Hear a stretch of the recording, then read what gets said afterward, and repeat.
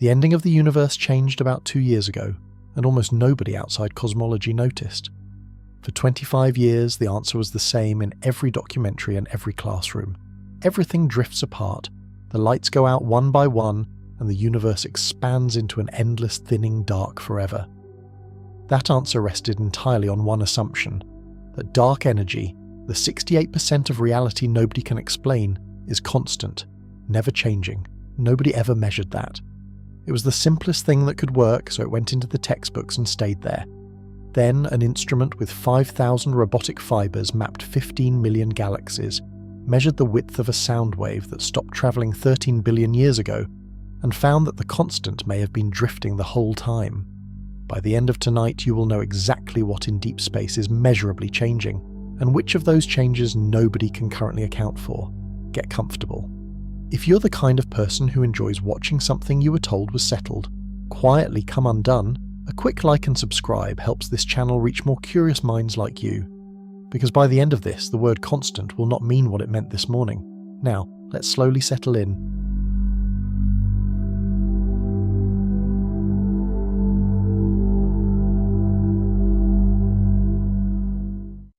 Nothing you can see from where you are is holding still. That sentence is easy to say and almost impossible to feel. Go outside on a clear night, anywhere on this planet, and the sky will do everything in its power to convince you otherwise. The stars sit exactly where they sat when you were a child. They sat in those same positions when your grandparents were children, and when the first cities were built, and when the last ice sheets were retreating across northern Europe. The constellations that Babylonian astronomers wrote down on clay tablets 4,000 years ago are, to your eye, the same constellations you can find tonight. If you wanted a definition of permanence, the night sky would be a reasonable place to start, and yet every single instrument humanity has ever pointed at, that sky has come back with the same report, in different words each time. Nothing up there is holding still. The stars are moving, individually, in different directions and at different speeds. And the only reason the constellations look fixed is that the stars are so far away that a lifetime of motion amounts to less than the width of a hair held out at arm's length. The galaxies are moving too, and much faster, and not randomly. Almost every galaxy outside our immediate neighbourhood is moving away from us, and the further away it is, the faster it recedes. The space between the galaxies is growing. It has been growing for 13.8 billion years, and it is growing right now, tonight, while you lie there, at a rate that adds roughly 200,000 kilometres of new distance between our galaxy and a galaxy 100 million light-years away in the time it takes you to read this sentence. There are exceptions, and they matter because they tell you what kind of process this is. The Andromeda Galaxy, our nearest large neighbour, is about 2.5 million light-years away, and it is not receding from us at all. It is approaching at around 110 kilometres per second, and in roughly 4.5 billion years it will arrive. The reason is simple. Within a gravitationally bound group, gravity has already won. The expansion does not pull galaxies apart from the inside. It does not stretch the solar system, or the Earth, or you. It operates on the enormous, nearly empty distances between bound structures, and it only shows itself once you look far enough out that gravity has stopped mattering. That is why nobody noticed it for the entire history of human civilization until 1929. You cannot see it from here, you can only see it out there. So far, none of that is controversial. It has been in textbooks for the better part of a century. What has happened in the last 28 years, and especially in the last 2, is something considerably stranger, and it is the reason we are here tonight. We have discovered that the way deep space is changing is not what we thought it was. And then, more recently, we have discovered that the way it is changing may itself be changing. I want to be careful about that sentence because it sounds like wordplay and it is not. Let me put it as plainly as I can. For most of the 20th century, the assumption was that the expansion of the universe was slowing down. That assumption made perfect sense. Gravity pulls things together, every galaxy tugs on every other galaxy, something that was thrown outward by an event 13.8 billion years ago and has been fighting the collective gravity of everything in existence ever since should, obviously, be losing speed. The only real question was how much. In 1998, 2 competing teams of astronomers measured that slowing down and found that it was not happening. The expansion was speeding up. Nobody expected it. Nobody had predicted it. Nobody had a mechanism for it. And to this day, 28 years later, nobody has explained it. We gave the cause a name. We called it dark energy, which is one of the most honest names in all of science, because it tells you exactly two things: that it is dark, meaning we cannot see it, and that it is energy, meaning it does something. It tells you nothing whatsoever about what it is. There is one more detail from that discovery that almost never makes it into the summaries, and it will matter later tonight. The acceleration has not always been happening. For the first 8 billion years or so of cosmic history, the expansion really was slowing down, exactly as everyone had assumed. Matter was densely packed enough that gravity was winning.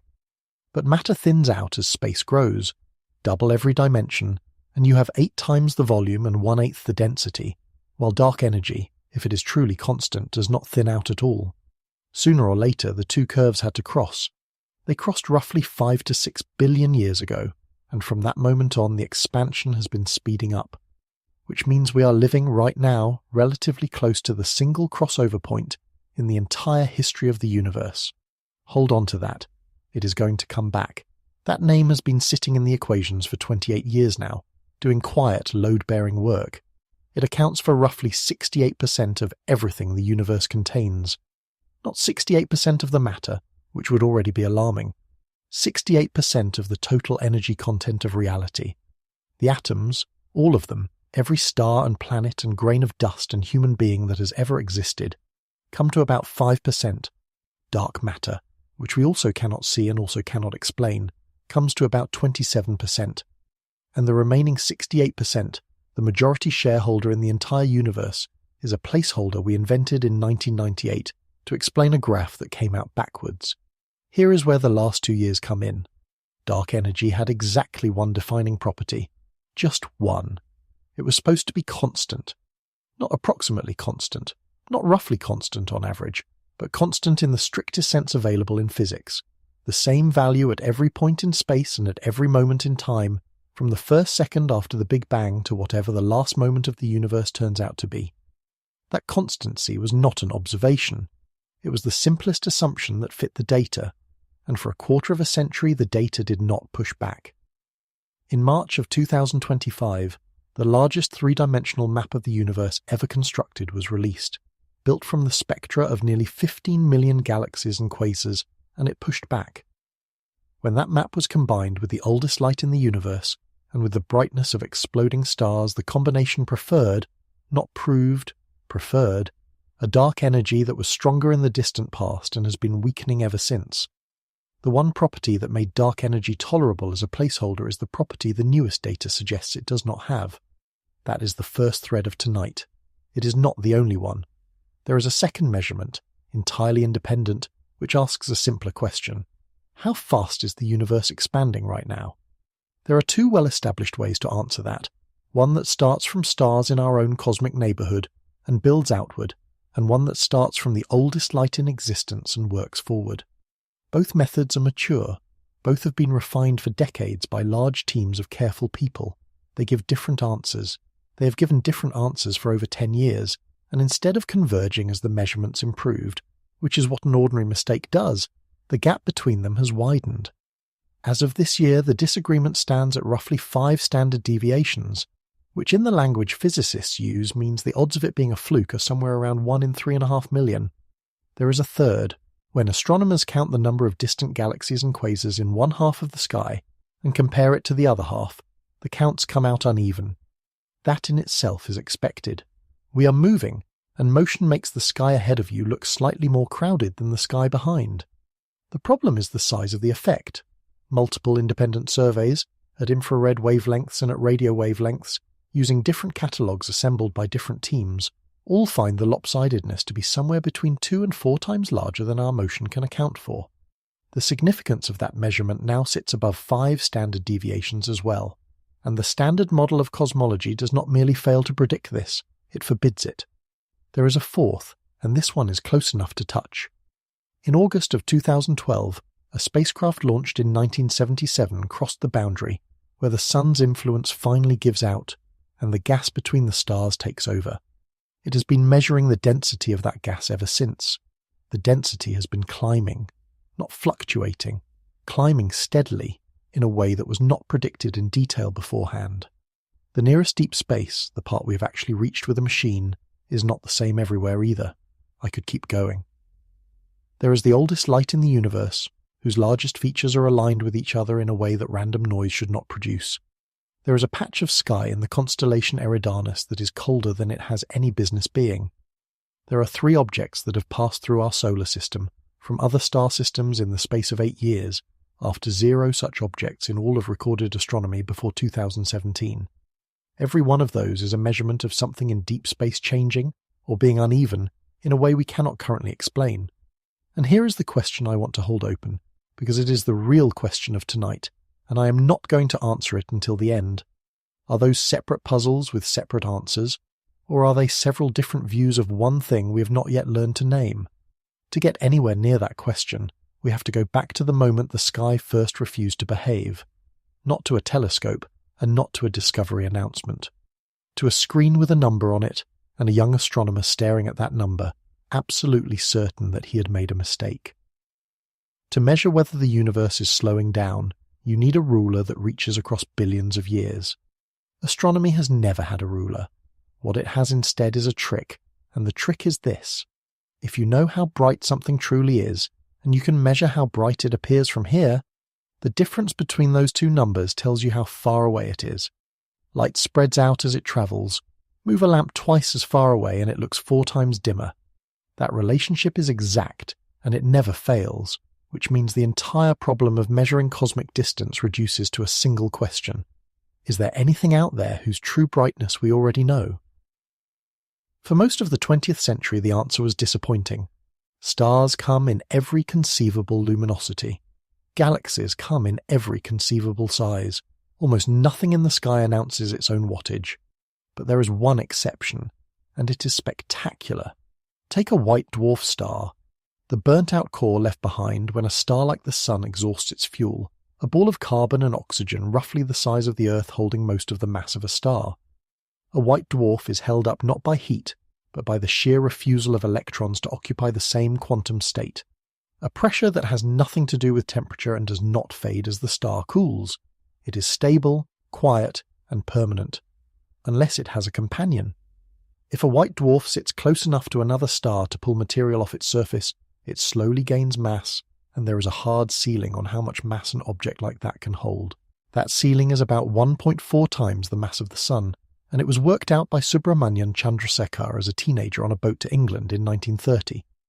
When a white dwarf reaches it, electron pressure fails, the carbon ignites all at once, and the entire star detonates. The critical point is the phrase all at once. Because the trigger is a mass limit rather than an accident of circumstance, every one of these explosions begins from very nearly the same amount of material, in very nearly the same configuration. They all release very nearly the same amount of energy. At peak brightness, a type Ia supernova reaches an absolute magnitude of about negative 19.3, which means that for a period of 2 or 3 weeks, a single dying star shines with the light of several billion suns and can outshine the entire galaxy it lives in. They are not perfectly identical. In 1993, an astronomer named Mark Phillips noticed something that turned a good standard candle into a great one. The brighter one of these explosions is at its peak, the more slowly it fades afterwards. The relationship is tight and predictable. Measure the shape of the fading curve over a few weeks, apply the correction, and the scatter in the true peak brightness drops to about 15/100ths of a magnitude. That is a distance measurement good to a few percent on an object visible across half the observable universe. Brightness alone is only half of what you need. The other half is redshift, and redshift is the easier measurement of the two. Every element absorbs and emits light at a specific set of wavelengths, a barcode that is identical in a laboratory on Earth and in a galaxy 9 billion light-years away. Spread the light from a distant galaxy into a spectrum, find the barcode, and measure how far the whole pattern has been shifted toward the red end. That shift tells you, directly and without any modelling assumptions at all, by what factor the universe has expanded since the light departed. A redshift of 1 means space has doubled. A redshift of 1.7 means space has stretched by a factor of 2.7. So the supernova gives you distance, the spectrum gives you stretch, and the pair of numbers together gives you a single point on the curve of cosmic history. Collect enough points and the curve draws itself. Getting those points was brutal.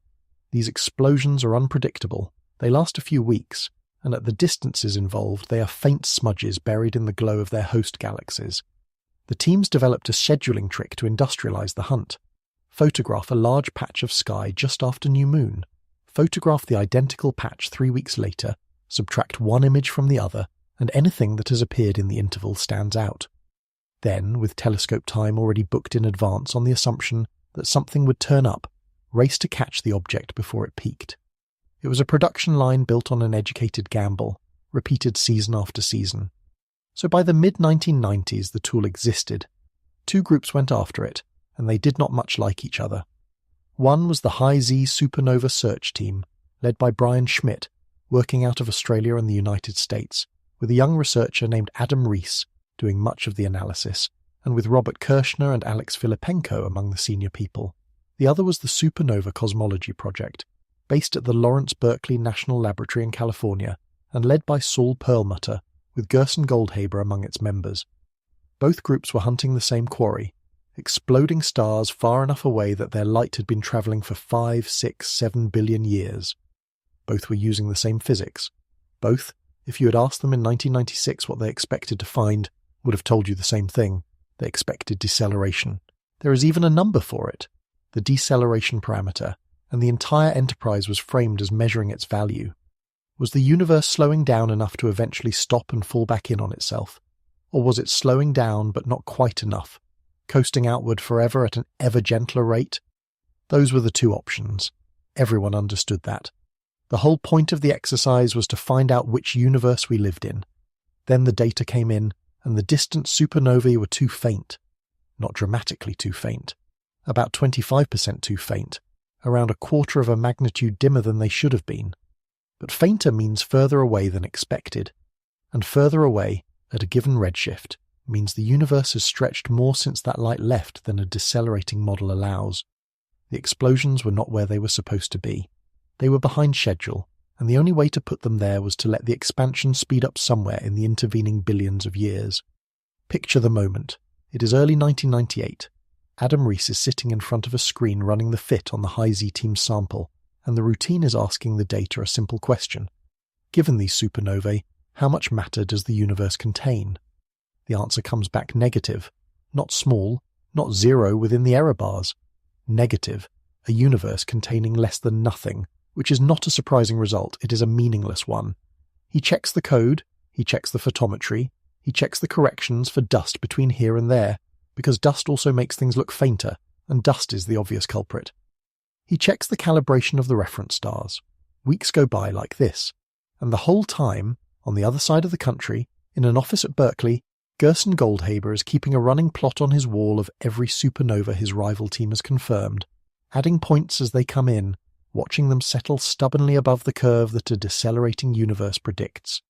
2 groups, 2 datasets, 2 independent pipelines, both arriving at the same impossible place. There is a particular kind of silence that comes over people in that situation. It is not excitement. It is the very specific dread of realizing that the mistake you've been hunting for a month is not in your work. The number came out with the wrong sign. That is the sentence I want you to keep. It is a small, technical, almost boring statement, a minus symbol sitting where a plus symbol belonged. But it is the hinge on which the last 28 years of cosmology turns, and we are going to come back to it much later tonight, when it will not be small at all. Both teams published. The High Z team's paper appeared in 1998 under a title so flat it borders on the apologetic, Observational Evidence from Supernovae for an Accelerating Universe and a Cosmological Constant. The Supernova Cosmology projects followed in 1999. Between them they had something on the order of 50 supernovae. That is the entire evidentiary basis on which the majority component of the universe was announced. 50 exploding stars. And because 50 is not very many, and because the result was outrageous, the obvious objections came immediately. Perhaps there is dust out there that we have not accounted for, some grey dust that dims light without reddening it, which would fake the whole effect. Perhaps supernovae in the young universe were simply a bit dimmer than supernovae today, because the stars that made them had different chemistry. Both of those objections would produce exactly the observed signal. Both had to be killed. They were killed by a single object. In archival images from the Hubble Deep Field, astronomers found a supernova designated 1997 F, sitting at a redshift near 1.7, so far back that its light had been travelling for around 10 billion years. And here is why it settled the argument. If the acceleration story is right, then at that early epoch the universe was still decelerating, because matter was still dense enough to be winning. So a supernova from that era should look brighter than a coasting model predicts, not fainter. If instead the effect were caused by dust or by evolving supernova chemistry, it would keep dimming things monotonically with distance, with no reversal at all. The prediction and the alternative pointed in opposite directions, which is the rarest and most valuable situation in science. The measurement came in. The supernova was brighter, the acceleration was real. In 2011, Saul Perlmutter, Brian Schmidt and Adam Rees shared the Nobel Prize in Physics for the discovery of the accelerating expansion of the universe. The citation is worth reading closely because of what it does not say.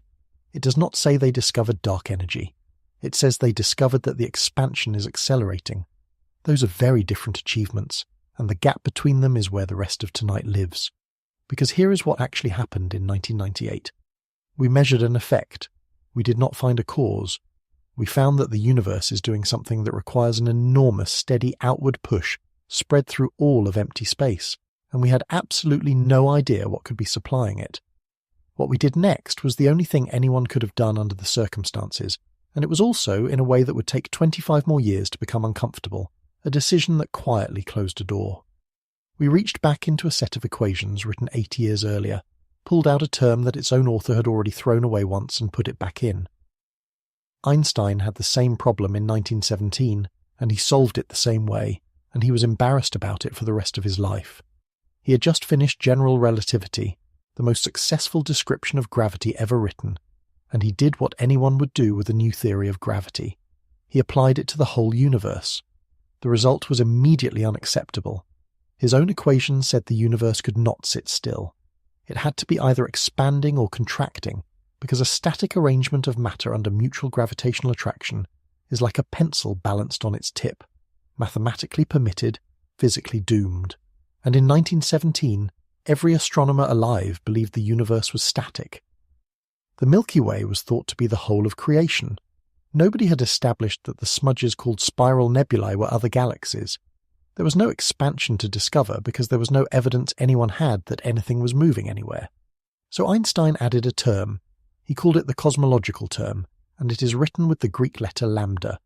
What it does is supply a uniform outward tendency spread evenly through space, exactly strong enough to balance the inward pull of all the matter and hold the universe still. It was not derived from anything. It was inserted because the answer was known in advance, and the equations disagreed with it. Within 12 years, the answer was no longer known.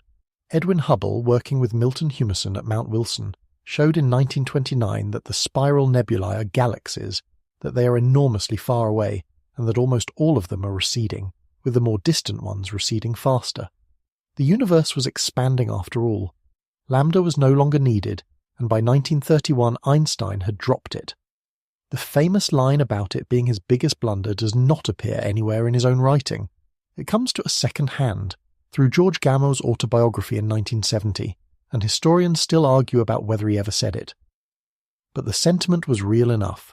He had bent his own theory to fit a prejudice, and the prejudice had turned out to be wrong.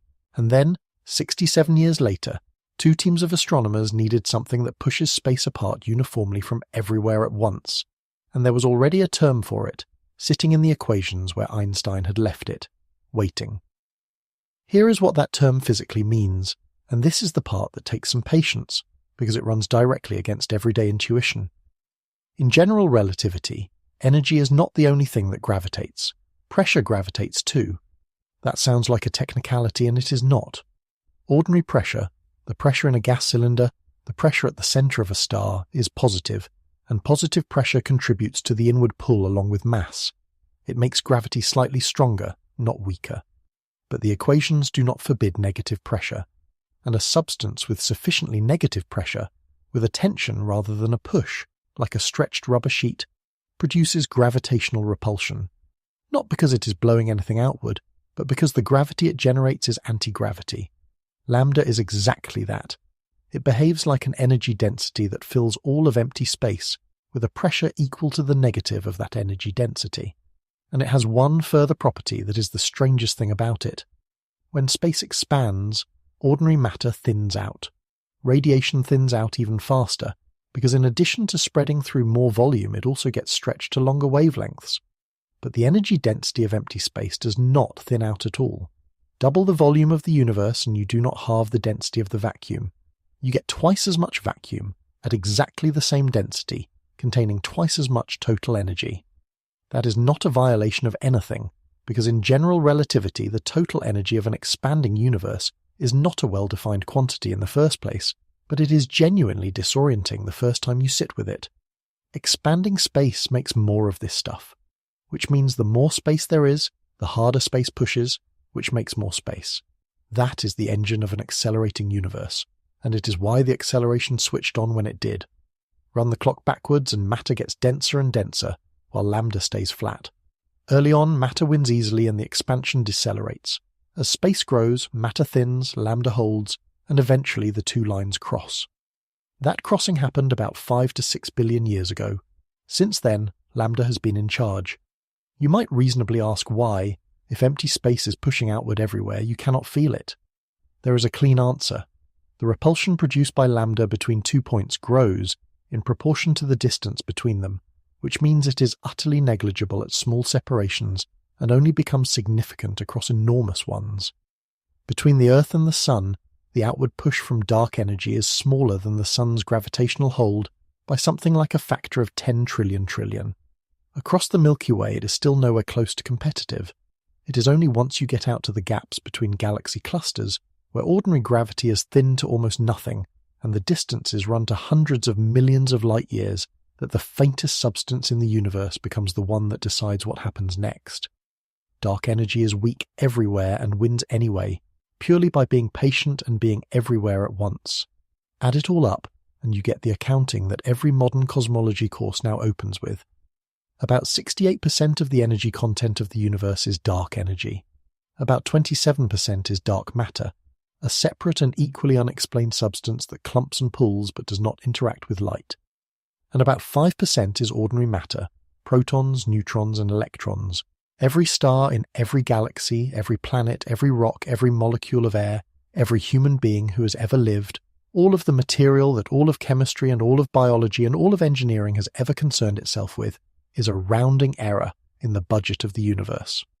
Now, how much dark energy is there in units a person can hold? Very little. The energy density works out to something on the order of a few billionths of a joule per cubic meter, which is roughly equivalent to the mass energy of 4 hydrogen atoms in every cubic meter of space. Take a volume the size of the Earth, and the dark energy inside it comes to a few hundred kilograms. It is the faintest thing imaginable. It dominates the universe purely because it is everywhere. It never dilutes, and there is an extraordinary amount of nothing. And now we arrive at the problem that has been sitting at the bottom of all of this, since before dark energy was even measured, and which I do not think gets said plainly often enough. Quantum field theory has an opinion about the energy of empty space. It has a very strong one. According to quantum mechanics, a vacuum is not a state of nothing. It is the lowest energy state of a set of fields that are always present, and that lowest state is not zero. Fields fluctuate. Pairs of particles flicker into existence and annihilate on timescales too short to observe directly. This is not speculation. The Casimir effect, measured in the laboratory, shows two uncharged metal plates placed very close together being pushed toward each other by the fact that fewer modes of the vacuum fit between them than outside them. The energy of empty space is real, and we have weighed its consequences on a bench. So the natural move is to calculate that energy and see whether it accounts for dark energy. The calculation has been done many times. The answer, if you sum the contributions up to the Planck scale where our understanding of space and time gives out, exceeds the observed value of dark energy by a factor of about 10 to the 120th power. That is a 1 followed by 120 zeros. If you allow supersymmetric cancellations and a far more conservative cutoff, you can drag the discrepancy down to about 10 to the 60th, which is a bit like being told that your rent is off by a factor of a billion, rather than a factor considerably worse than that. This is, by a margin with no competitor anywhere in science, the worst quantitative prediction ever made by a successful theory. And physicists are not shy about it. They named it. They call it the vacuum catastrophe, and it is discussed openly in lecture halls, and nobody has solved it. There is one partial consolation, and it is a strange one. In 1987, more than a decade before the discovery, Steven Weinberg pointed out that the cosmological constant could not be arbitrarily large in any universe containing observers, because if it were, space would have pulled itself apart before matter could ever collapse into galaxies.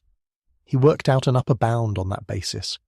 When the actual value was measured in 1998, it landed within about an order of magnitude of Weinberg's bound.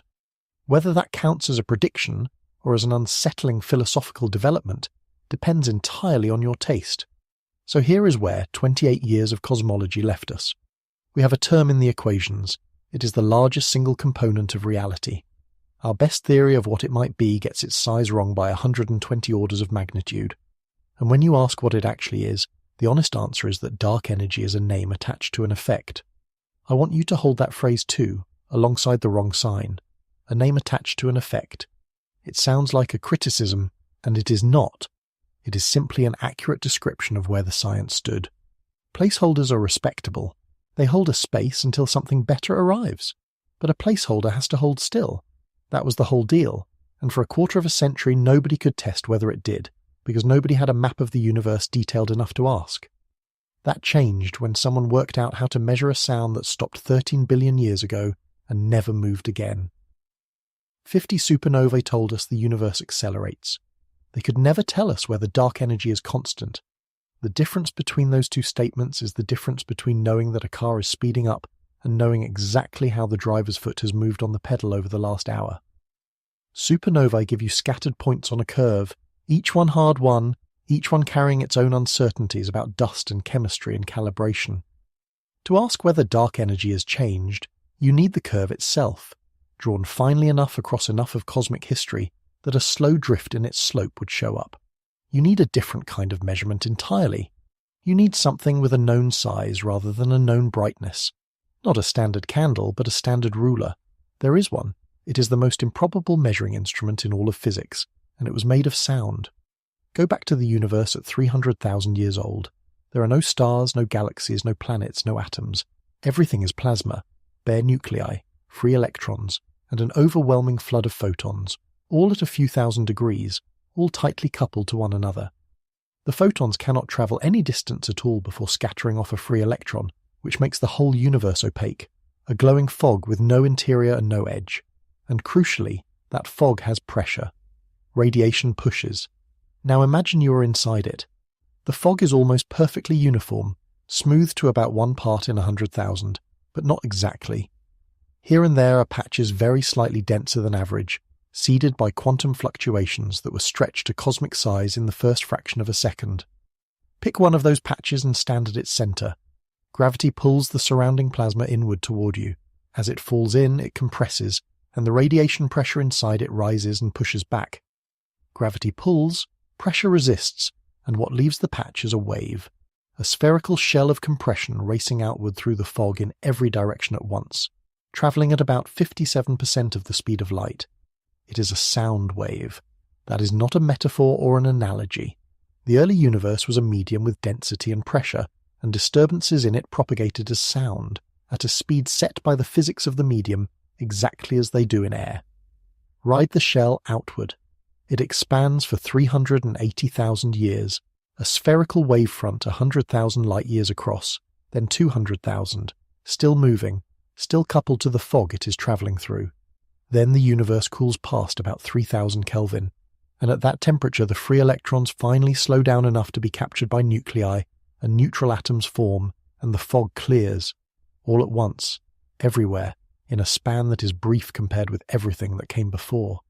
The photons that had been trapped since the beginning stream away in straight lines, and become the cosmic microwave background, still arriving here tonight from every direction, and the medium that was carrying the sound wave simply ceases to exist. The wave stops. It does not fade out. It does not travel on more slowly. It does not reflect. The pressure that was driving it is gone in an instant, and the shell of slightly denser matter stops where it is, mid-flight, and stays there. It stopped, and it stayed where it stopped. Everything that has happened in the universe since then has happened around a frozen sound. The shell was about 450,000 light-years in radius at that moment. Since then, space has expanded by a factor of roughly 1,100, and the shell has been stretched along with it. So today the frozen wave has a radius of about 490 million light-years, 150 megaparsecs in the units cosmologists use. And because matter was very slightly more concentrated at the center of each original patch, and very slightly more concentrated on the frozen shell around it, galaxies formed preferentially in both places. Every overdense patch in the early universe left behind a small excess of galaxies at its center, and a faint ring of extra galaxies at a fixed distance from that center. Now, you would never notice this looking at any individual pair of galaxies. The effect is a roughly 2% enhancement in the probability of finding two galaxies separated by that particular distance, rather than some other distance. It is buried under all the ordinary clumping produced by gravity over billions of years. It only emerges statistically, out of millions of galaxies, as a small bump in a curve. But the bump is there. It was first detected in 2005, independently and almost simultaneously, by the Sloan Digital Sky Survey in the United States and the 2-degree Field Galaxy Redshift Survey in Australia. 2 teams, 2 hemispheres, same bump. And this is why it is so valuable. The physical size of that shell is not something we have to guess at. It is set by well-understood physics in the early universe, the speed of sound in the plasma, the timing of recombination, and it is the same everywhere. So you have a length you already know, laid out across the sky at every distance you care to look. Measure how large that length appears at a given redshift, compare it to how large it should appear, and you have measured how much the universe expanded between then and now. Do that at 10 different redshifts and you have not measured a point. You have measured the shape of the expansion. There is a second advantage, and for our purposes tonight it is the important one. The supernova method is a ladder. Every rung is calibrated on the rung beneath it, and an error anywhere near the bottom propagates all the way to the top. The frozen sound wave is not a ladder. It is a single length, fixed by physics we can calculate rather than by a chain of observations we have to trust, and every measurement of it is independent of every other. That makes it a genuinely separate line of evidence rather than a refinement of the old one. When the two methods agree, you have learned something. When they disagree, you have learned something considerably more interesting. The measurement also comes in 2 flavors at once, which doubles what it can tell you. The frozen shell is a sphere, so it has a width across the sky and a depth along the line of sight, and those two are measured in different ways. The width across the sky is an angle, and comparing the true size to the observed angle gives you the distance to that slice of the universe. The depth along the line of sight shows up as a separation in redshift rather than in angle, and that gives you the expansion rate at that epoch directly. 1 frozen sound, 2 different numbers, at every distance you can reach. That is why the technique can draw the whole curve instead of a single point on it. None of this is easy in practice. Over billions of years, gravity has been dragging galaxies around, and that motion smears the frozen shell, blurring the sharp bump into a soft rise. Modern surveys undo some of that damage with a technique called reconstruction, which uses the observed distribution of galaxies to estimate how far each one has drifted and then rewinds it, sharpening the bump back up. And at the greatest distances, where galaxies become too faint to catch individually, the method switches to using quasars as backlights. The light from an extremely distant quasar passes through countless clouds of intergalactic hydrogen on its way here, and each cloud stamps an absorption line into the spectrum. Read the pattern of those lines and you have mapped the gas along a single, pencil-thin line through the early universe. Collect enough of those lines and the frozen sound emerges again, at epochs no galaxy survey could reach. Which brings us to a 4-meter telescope on a mountain in Arizona. The Male telescope was completed in 1973 on Kitt Peak, a general-purpose optical instrument that spent decades doing ordinary respectable astronomy. In the 2010s it was gutted and rebuilt around a single new instrument.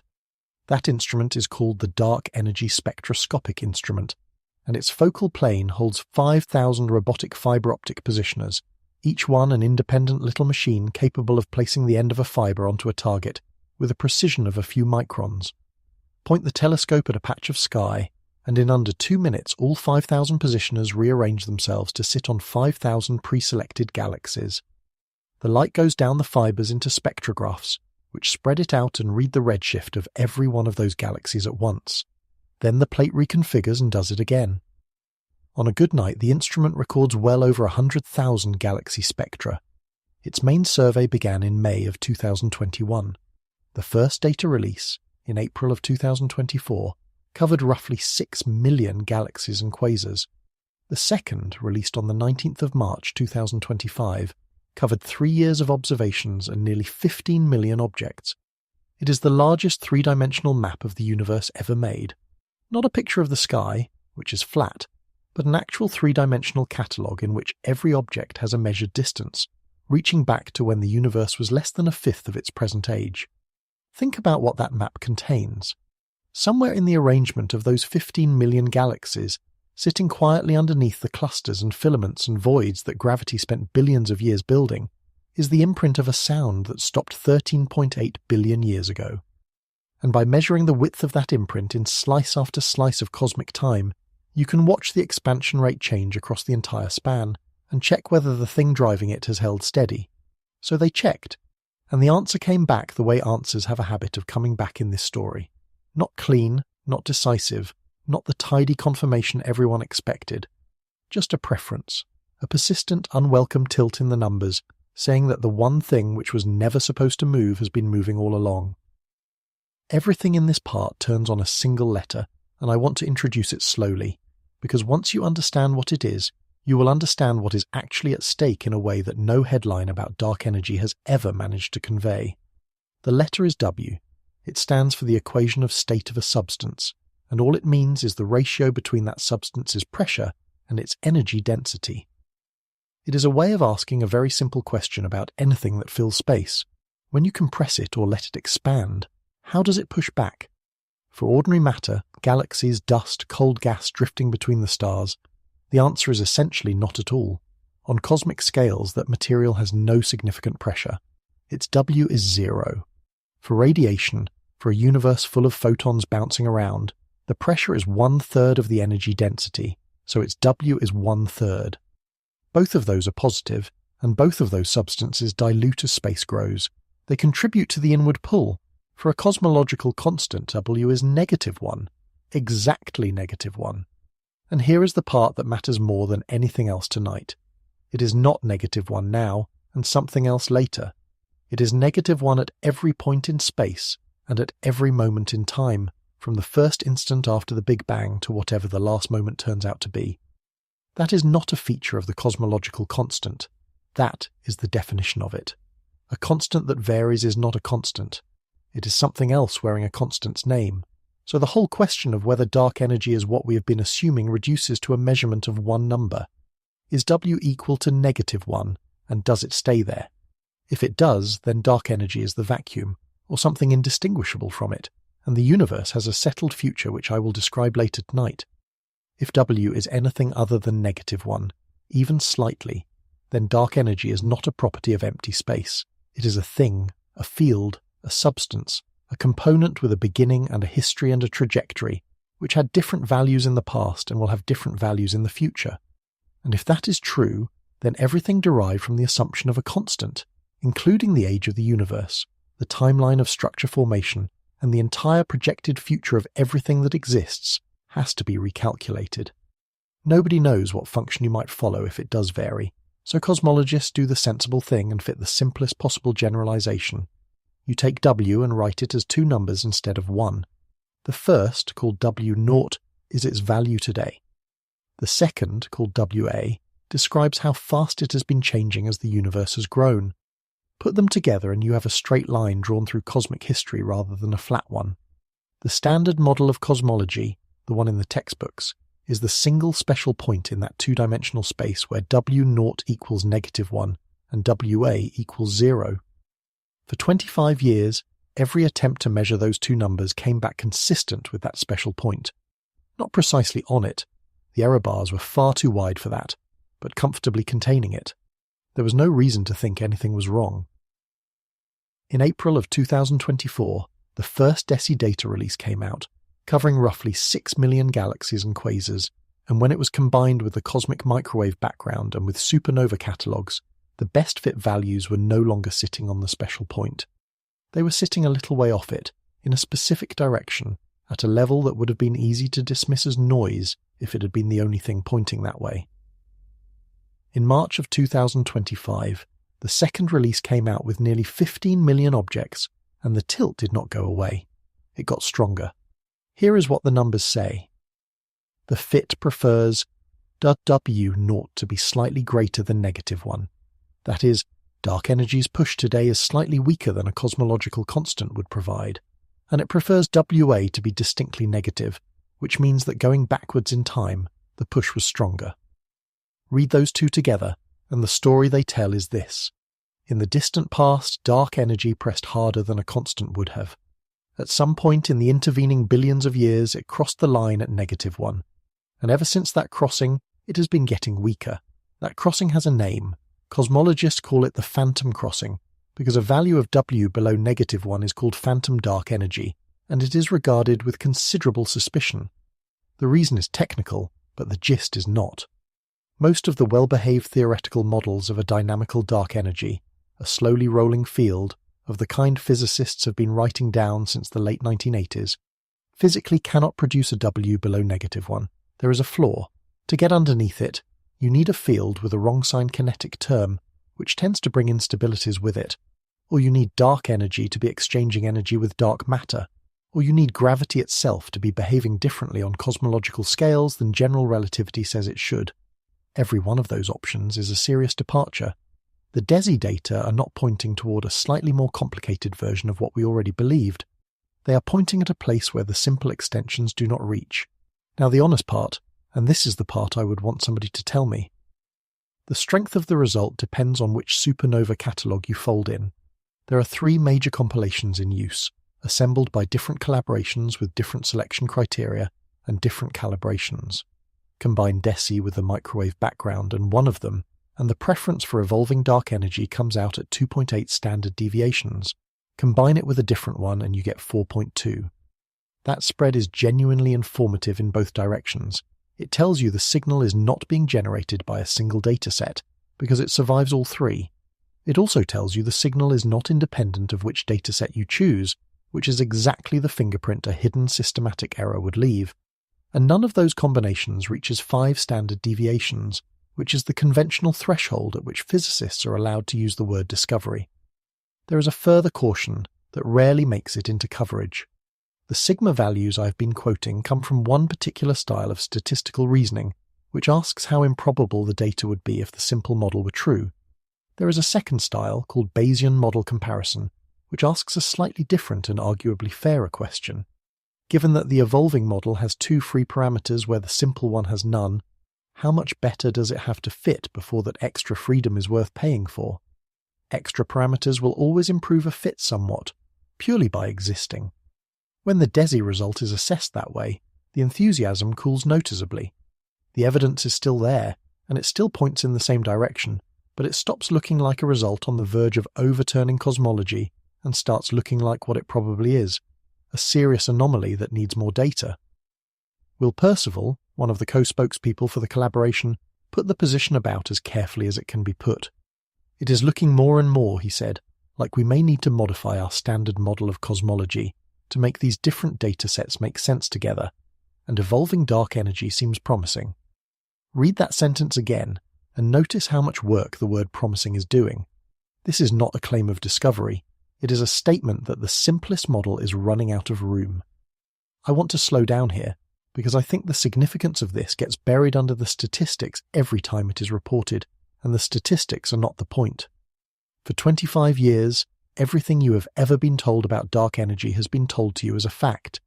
It is in the pie chart in the textbook. It is 68%. It is the cosmological constant.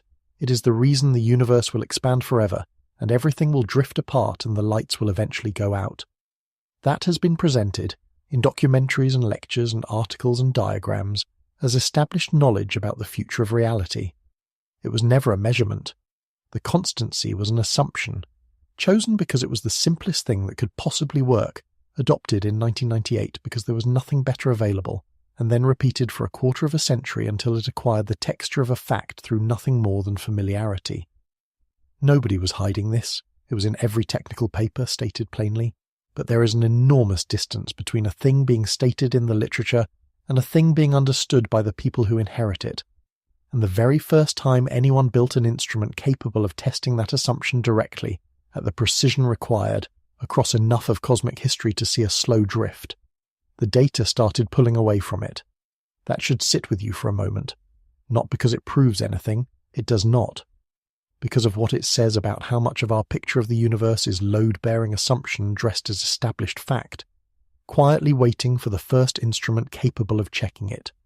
There is one more thing, and it has been sitting in the background since part 1, and this is where it becomes relevant. Remember the crossover. Matter thins as the universe expands. A true cosmological constant does not thin at all. Those two curves cross exactly once in the entire history of everything, and we are living within about a factor of 2 of that crossing. Out of a cosmic history that will run for hundreds of billions of years at minimum, conscious observers capable of measuring both quantities have arrived in the one brief window where they are comparable. Cosmologists call this the coincidence problem, and it has been a quiet source of unease since long before Deci existed. Either it is an extraordinary piece of luck, or the constancy assumption is wrong, and the density of dark energy is somehow linked to the density of matter, which would explain, without any luck at all, why they are comparable now. An evolving dark energy would dissolve that coincidence. That does not make it true, but it means the Deci result is not landing on a theory that was working perfectly well until it arrived. It is landing on a theory that already had 2 open wounds, a prediction wrong by 120 orders of magnitude, and a suspicious coincidence in the timing of our own existence. So the crack is real, even if its size is still disputed. And a reasonable person would ask at this point whether it is the only one. It is not. There is a second measurement, completely independent of DZ, completely independent of supernovae, that has been quietly failing to agree with itself for over a decade. And unlike this one, it has already crossed the threshold where physicists stop calling something a hint. Let me step back for a moment and put the pieces we have on the table together, because we are about to add a new one, and it will help to be clear about what we already have. We started with a sky that looks permanent and is not. We found that in 1998 2 teams set out to measure how fast the expansion of the universe was slowing down, and discovered instead that it is speeding up. We watched them reach back into Einstein's discarded equations for a term to describe the cause, and we watched that term, dark energy, grow into 68% of everything while remaining, in every meaningful sense, unexplained. We saw that the one theory we have for what it might be gets its magnitude wrong by 120 orders of magnitude. We saw that its one defining property was constancy, and that the constancy was assumed rather than measured. And then we watched an instrument on a mountain in Arizona measure the frozen imprint of a primordial sound wave in the positions of 15 million galaxies and find that the constancy is not holding up. That is one thread. It concerns whether dark energy has changed over time. Now here is a second thread, which does not depend on dark energy at all, and which has been going wrong for longer. The expansion of the universe has a rate, and that rate has a number attached to it. It is called the Hubble constant, and it is measured in the slightly awkward units of kilometers per second per megaparsec. A megaparsec is 3.26 million light-years, so a value of 70 means that for every 3.26 million light-years of separation between 2 galaxies, they are receding from each other by an additional 70 kilometers every second. Notice that it is not a speed. It is a speed per unit of distance, which is a different kind of quantity altogether and has a consequence that trips people up constantly. Take a galaxy far enough away and multiply the distance by the rate, and the recession velocity you get exceeds the speed of light. This does not break relativity, because nothing is moving through space faster than light. Relativity constrains motion through space. It says nothing at all about how quickly new space can appear between things. Every galaxy in that situation is sitting perfectly still in its own neighborhood, minding its own business, while the distance between it and us grows faster than a photon could cover. The Hubble constant is arguably the single most important number in cosmology. It sets the age of the universe. It sets the size of the observable universe. It is the scale factor on which almost every other cosmological quantity depends, and there are 2 completely different ways to measure it. The first way starts at your feet and builds outward. It is called the distance ladder, and it is one of the great sustained achievements of observational astronomy. The bottom rung is geometry. Pure and simple. Observe a nearby star in January and again in July from opposite sides of Earth's orbit, and it appears to shift very slightly against the background of more distant stars. Measure the angle of that shift and trigonometry gives you the distance. No assumptions, no models, just a triangle. The European Gaia mission has done this for over 1 billion stars. The second rung is a particular kind of variable star. In 1908, Henrietta Swan Leavitt, working at Harvard College Observatory on photographic plates of the Small Magellanic Cloud, noticed that a class of pulsating stars called Cepheid variables had a strict relationship between how long they took to brighten and dim and how luminous they actually were. Longer period meant brighter star. That relationship turned Cepheids into standard candles, and it is still, 118 years later, the second rung of every measurement of the expansion of the universe. Calibrate Cepheids using stars whose distances you know from parallax, and you can then use Cepheids to measure distances to galaxies far too remote for parallax. The third rung is the supernovae we met in Part 2. Find a galaxy that contains both Cepheids and a type Ia supernova, and you can calibrate the supernova's true peak brightness against the Cepheid-derived distance. Once calibrated, supernovae reach 1,000 times further than Cepheids do, out into the smooth flow where the expansion of the universe dominates over the local gravitational tugging of neighbours. Each rung rests on the one beneath it. That is the strength of the method, and also its vulnerability, because an error low down propagates all the way up.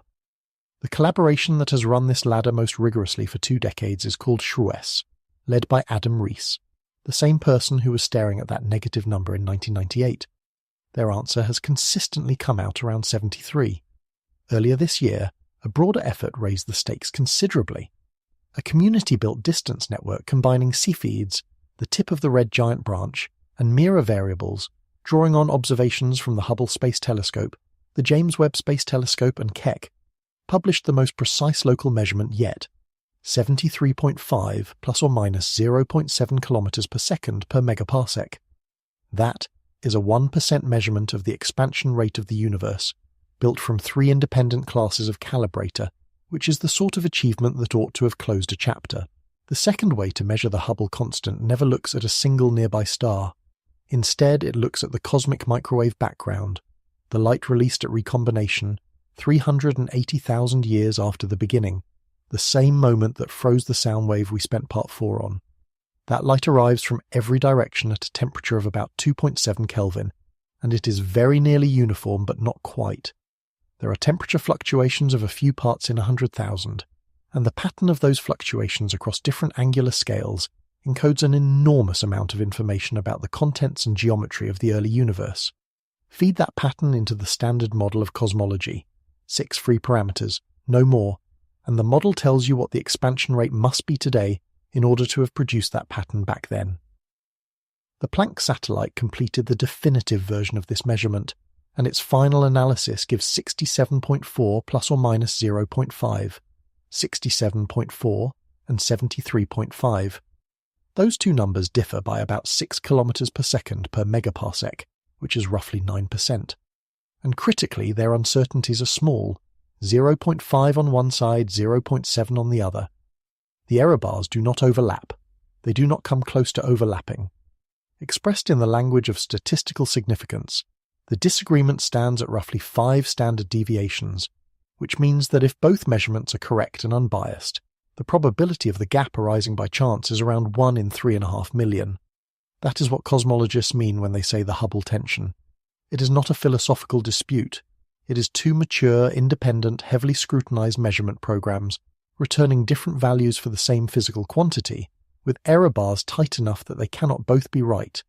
It is easy to hear 9% and think it sounds survivable. It is not, and the clearest way to see why is to convert it into time. The expansion rate sets the age of the universe. Run the expansion backwards, and the rate tells you how long ago everything was together. The Planck value of 67.4 gives the familiar figure of about 13.8 billion years, the number in every book and on every timeline you have ever seen. The local value of 73.5, applied to the same model, compresses that history by roughly 1 billion years, and that is a problem, because we can date the oldest stars in our own galaxy independently, using the physics of stellar evolution and the globular clusters they live in, and those ages come out somewhere in the region of 12 to 13.5 billion years.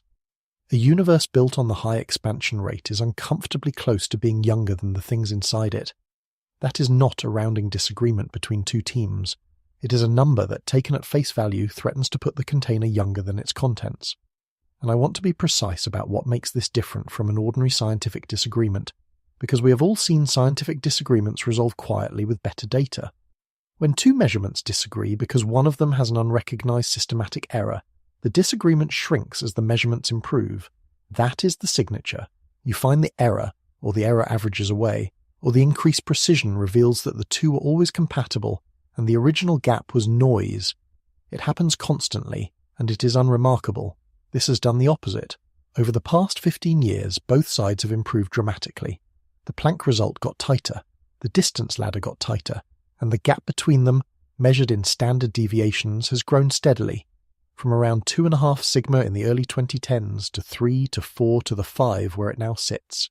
Better data has made the problem worse, over and over, which is the behavior of a real effect and not of a mistake.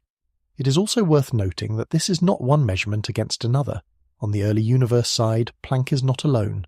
The Atacama Cosmology Telescope in Chile and the South Pole Telescope have made independent measurements of the microwave background, with different instruments, different observing strategies, and different systematics, and they agree with Planck. Meanwhile, the frozen sound wave we spent part 4 on, when calibrated against early universe physics, also lands in the 67 to 68 range. So the low value is supported by several independent probes, and the high value is supported by several independent calibrators, and both camps are internally consistent while being mutually incompatible. Here is why this belongs in tonight's story rather than being a separate topic. The Hubble constant and the DESI result are asking the same question from opposite ends. The DESI measurement asks, has the expansion history had the shape the standard model predicts? The Hubble tension asks, does the expansion rate you get by extrapolating forward from the beginning match the one you get by measuring directly at the end? Both are tests of the same underlying model of how the universe has grown, and both, independently, are returning answers that do not fit. That is not proof that they share a cause. It might be a coincidence. But when a model fails two entirely different consistency checks, the possibility that it is failing for one reason becomes considerably more interesting than the possibility that it is failing for two. Before we can take that seriously, though, there is an obligation to be discharged. For 15 years, some of the most capable observational astronomers alive have been trying to kill the Hubble tension. Not defend it, kill it. They have gone after every rung of the ladder, every calibration, every possible source of contamination, with increasingly powerful instruments, specifically hoping to find the mistake and end the argument. I want to walk you through what they tried and what happened, because the pattern of those failures is more revealing than any single number in this entire video. The first suspect was crowding, and it was a good suspect. Cepheid variables live in the spiral arms of galaxies, which is exactly where star formation happens, which means they are surrounded by other young, bright stars. From tens of millions of light-years away, through a telescope with finite resolution, the light of a cepheid and the light of its neighbours blur together into a single blob. If you measure that blob and call it the cepheid, you have overestimated the star's brightness. Overestimate the brightness and you underestimate the distance. Underestimate distances across the whole ladder and you overestimate the expansion rate. It fits perfectly. It is precisely the kind of subtle, systematic, hard-to-see error that could manufacture a fake tension out of nothing. Then the James Webb Space Telescope launched, and it has considerably sharper vision in the infrared than Hubble does. If crowding were the culprit, resolving those blobs into individual stars would shift the Cepheid brightnesses and the tension would deflate. The measurement was made, the blobs resolved. The scatter in the Cepheid period luminosity relation tightened by up to a factor of 2.5, which is exactly what you would expect if crowding had been adding noise. And the distances did not move. The analysis published in 2024 excluded crowding of Cepheid photometry as the explanation for the Hubble tension at 8 standard deviations, a level of confidence considerably higher than the tension itself. A follow-up study in 2025 went looking for an unusually clean environment, a supernova host with essentially no background contamination, as a final check. No bias appeared. The second line of attack was to stop trusting Cepheids at all. There is an entirely different calibrator called the tip of the red giant branch. When a low-mass star ages, it swells into a red giant and climbs in brightness until helium ignites in its core, at which point it abruptly stops climbing. That ignition happens at essentially the same luminosity in every such star, which means that if you plot all the red giants in a galaxy by brightness, there is a sharp cutoff at the top, and the position of that cutoff is a distance measurement. It uses old stars in the quiet outskirts of galaxies rather than young stars in crowded spiral arms, so it has completely different systematics. There is a third calibrator too, mirror variables, pulsating red giants with long periods, also useful and also independent. These have been carefully calibrated with JWST against a geometric anchor, a galaxy called NGC 4158, whose distance is known from the orbital motion of water masses around its central black hole, measured directly by radio interferometry with no ladder involved at all. This is the closest thing astronomy has to a fixed point. The results here are the one genuinely unsettled part of the story. Some tip of the red giant branch analyses come out a little lower than the Cepheid value, closer to 70, which would soften the tension without eliminating it. Others land back near 73. The community measurement I mentioned in the last part, the one that reached 73.5 with 1% precision, was built by combining all three calibrator families deliberately, in order to stop the argument from hinging on any one of them. It did not come out low. The third line of attack abandoned the ladder entirely. Gravitational waves offer a route. When two neutron stars merge, the shape of the wave signal encodes the distance to the source directly, from general relativity alone, without reference to any star or any calibration. The event in 2017 designated GW 170817, which had a visible optical counterpart and therefore a known host galaxy, gave a Hubble constant of about 70 with error bars far too wide to settle anything. But it is a completely independent method, and more such events are coming. Strongly lensed quasars offer another. When a massive galaxy sits between us and a distant flickering quasar, it produces multiple images of that quasar, and the light forming each image takes a slightly different path of slightly different length. Watch the quasar flicker and you see the same flicker repeated in each image, separated by days or weeks. Measure those delays, model the lens, and you get an absolute distance scale. Again independent, again no ladder. None of these has rescued the low value. They are not yet precise enough to be decisive, but the direction of the evidence has been consistent. So the fourth line of attack turned around and went after the other side. If the local measurement is right, perhaps the early universe calculation is missing something. The most developed proposal is called early dark energy. The idea is that for a brief window before recombination, an additional component of energy density appeared, did its work and then decayed away rapidly. Its effect would be to shrink the sound horizon, the size of that frozen wave, very slightly. And because the microwave background measurement is essentially comparing the observed angular size of that ruler to its assumed physical size, a smaller ruler implies a higher expansion rate, which pulls the Planck value up towards 73. It works, in the narrow sense that it does what it was designed to do. The trouble is what it costs. Adding energy density before recombination changes how structure grows afterwards, and it tends to make the universe clumpier than we observe. Which brings us to the one part of this story that resolved in the reassuring direction, and I think it is important to tell it, because a video that only shows you the tensions that survived is not being honest with you. There is a parameter, written S8, that measures how clumpy the matter in the universe is on large scales. It can be measured by weak gravitational lensing, the very slight distortion of the shapes of distant galaxies by the mass lying between them and us, and several major surveys have done so. For years, those surveys returned values a few percent below what Planck predicted, at a level of 2 to 3 standard deviations. It was widely discussed as a second cosmological tension, a sibling to the Hubble problem, and then in 2025 a major reanalysis by the Kilo Degree Survey team, with better calibration and a larger sample, came into agreement with Planck. The tension softened. It did what tensions are supposed to do. That is the honest counterweight. Some of these things do dissolve. 3 sigma anomalies vanish routinely, which is exactly why the Hubble tension is treated as seriously as it is. It has had every opportunity to dissolve, and it has refused for 15 years while getting stronger. What has emerged from all of this effort is a kind of box, and the box is the most instructive object in the whole affair. Any fix applied to the early universe, early dark energy, extra light particles, a shifted electron mass at recombination, can raise the inferred expansion rate, but it disturbs how structure grew afterwards and generally makes the clumpiness fit worse. Any fix applied to the late universe, a dark energy that varies, a local underdense region, a modification of gravity at low redshift, has to survive the frozen sound wave measurements and the supernova distance data simultaneously, and those two are tightly constraining in different directions. Push on one wall of the box and another wall pushes back.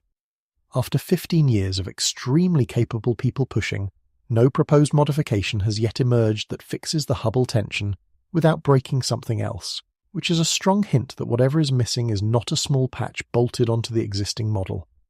Hold both of these in your mind for a moment. On one side, a ruler built upward from the ground. It starts with a triangle, a nearby star observed 6 months apart shifting against the background measured by angle. On that triangle rests a pulsating star in a neighbouring galaxy, keeping time. On that star rests an exploding white dwarf in a galaxy far beyond it. On that explosion rests the expanding flow of the universe itself. Every rung has been rebuilt, re-anchored, re-photographed with better instruments, and checked by people who would very much like to find the flaw. It reads 73.5. On the other side, a ruler built downward from the beginning. It never touches a star. It takes a pattern of faint temperature spots in light that has been travelling since before atoms existed, feeds that pattern into 6 numbers, and calculates what the expansion rate must be today. It has been done by 3 separate experiments on 2 continents and in orbit. It reads 67.4. Both are careful. Both are the work of hundreds of people over decades. Both have been checked to a degree that almost nothing else in science has been checked, and they will not meet. There is a conclusion that a growing number of cosmologists have arrived at, and it is not comfortable. The evidence that there is no bias in the local measurement has now become stronger than the evidence for the tension itself, which means the disagreement is probably not an error at anybody's end. It is probably telling us something true about the universe that the model does not contain, and notice where the proposed fixes keep landing. Early dark energy, a modification to how the expansion behaved at one particular epoch, extra components appearing and decaying.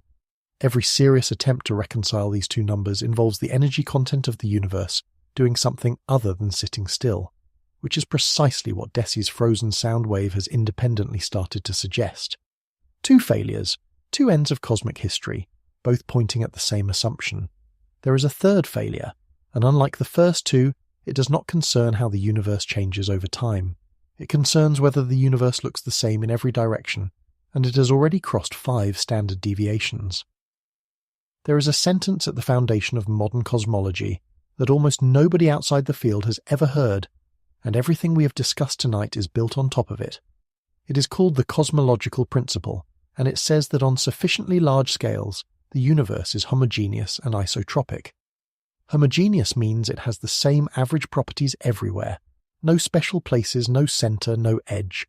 Isotropic means it looks the same in every direction. No special axis, no preferred way to face. That principle is not a discovery. It has never been proven.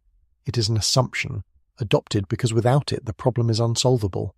Einstein's field equations applied to an arbitrary distribution of matter across an entire universe cannot be solved by anyone. Applied to a universe that is smooth and directionless, they collapse into a pair of simple equations that a student can work with, and those equations, the Friedmann equations, running on a geometry called the Friedmann-Lemaitre-Robertson-Walker metric, are what every number in this video ultimately comes from. The age of the universe, the 68%, the expansion history, the frozen sound wave calibration. All of it assumes, from the first line of the derivation, that the universe has no preferred direction. There are very few ways to test that assumption directly. One of the cleanest was proposed in 1984, and it has been failing for the last 5 years. To understand it, start with something that is not controversial at all.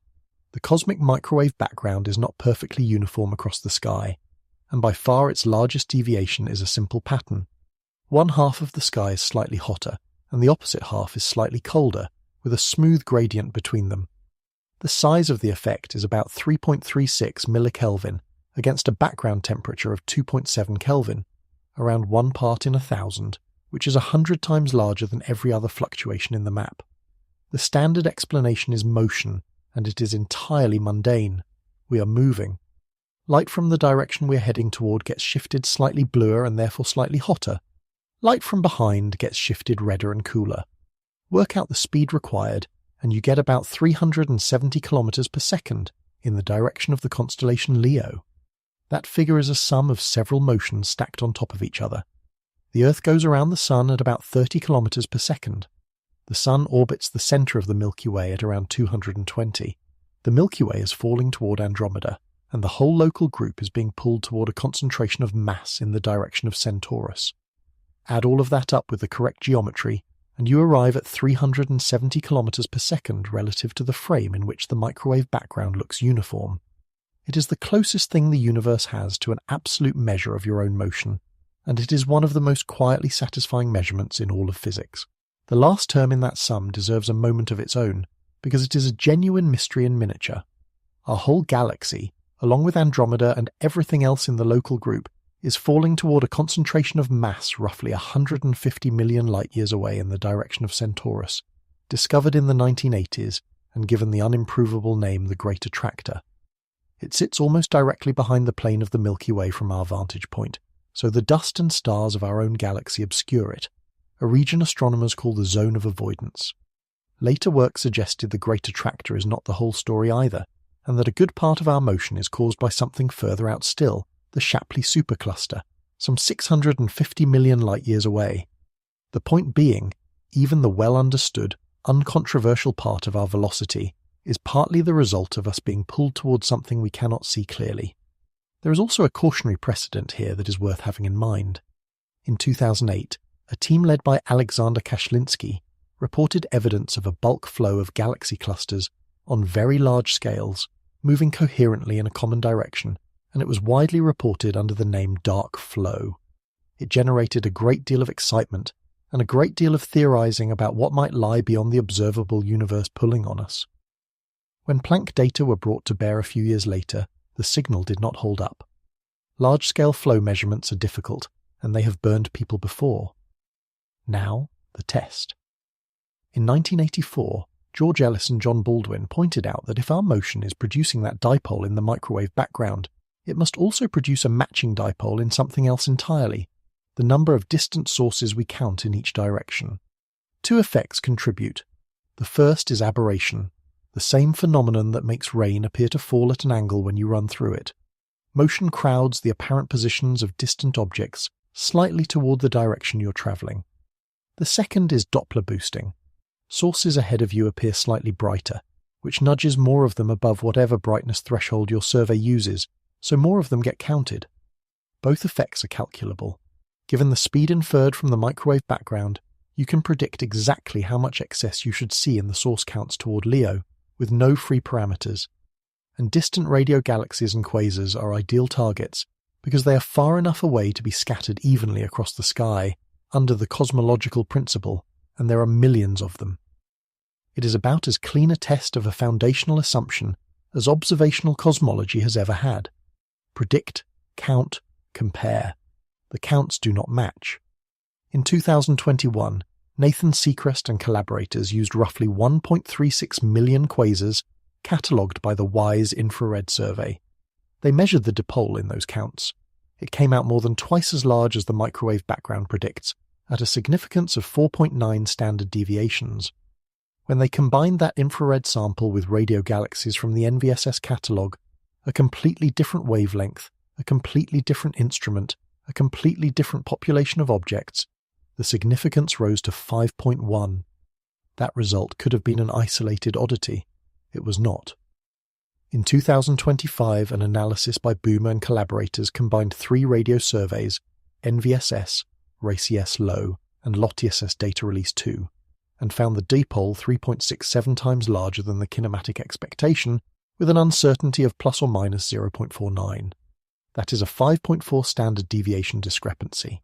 A separate 2025 study by a shock single, working with 1.3 million quasars, took the measured dipole at face value and asked what speed would be required to produce it. The answer came out around 1,700 kilometers per second, 4 to 5 times the value the microwave background gives.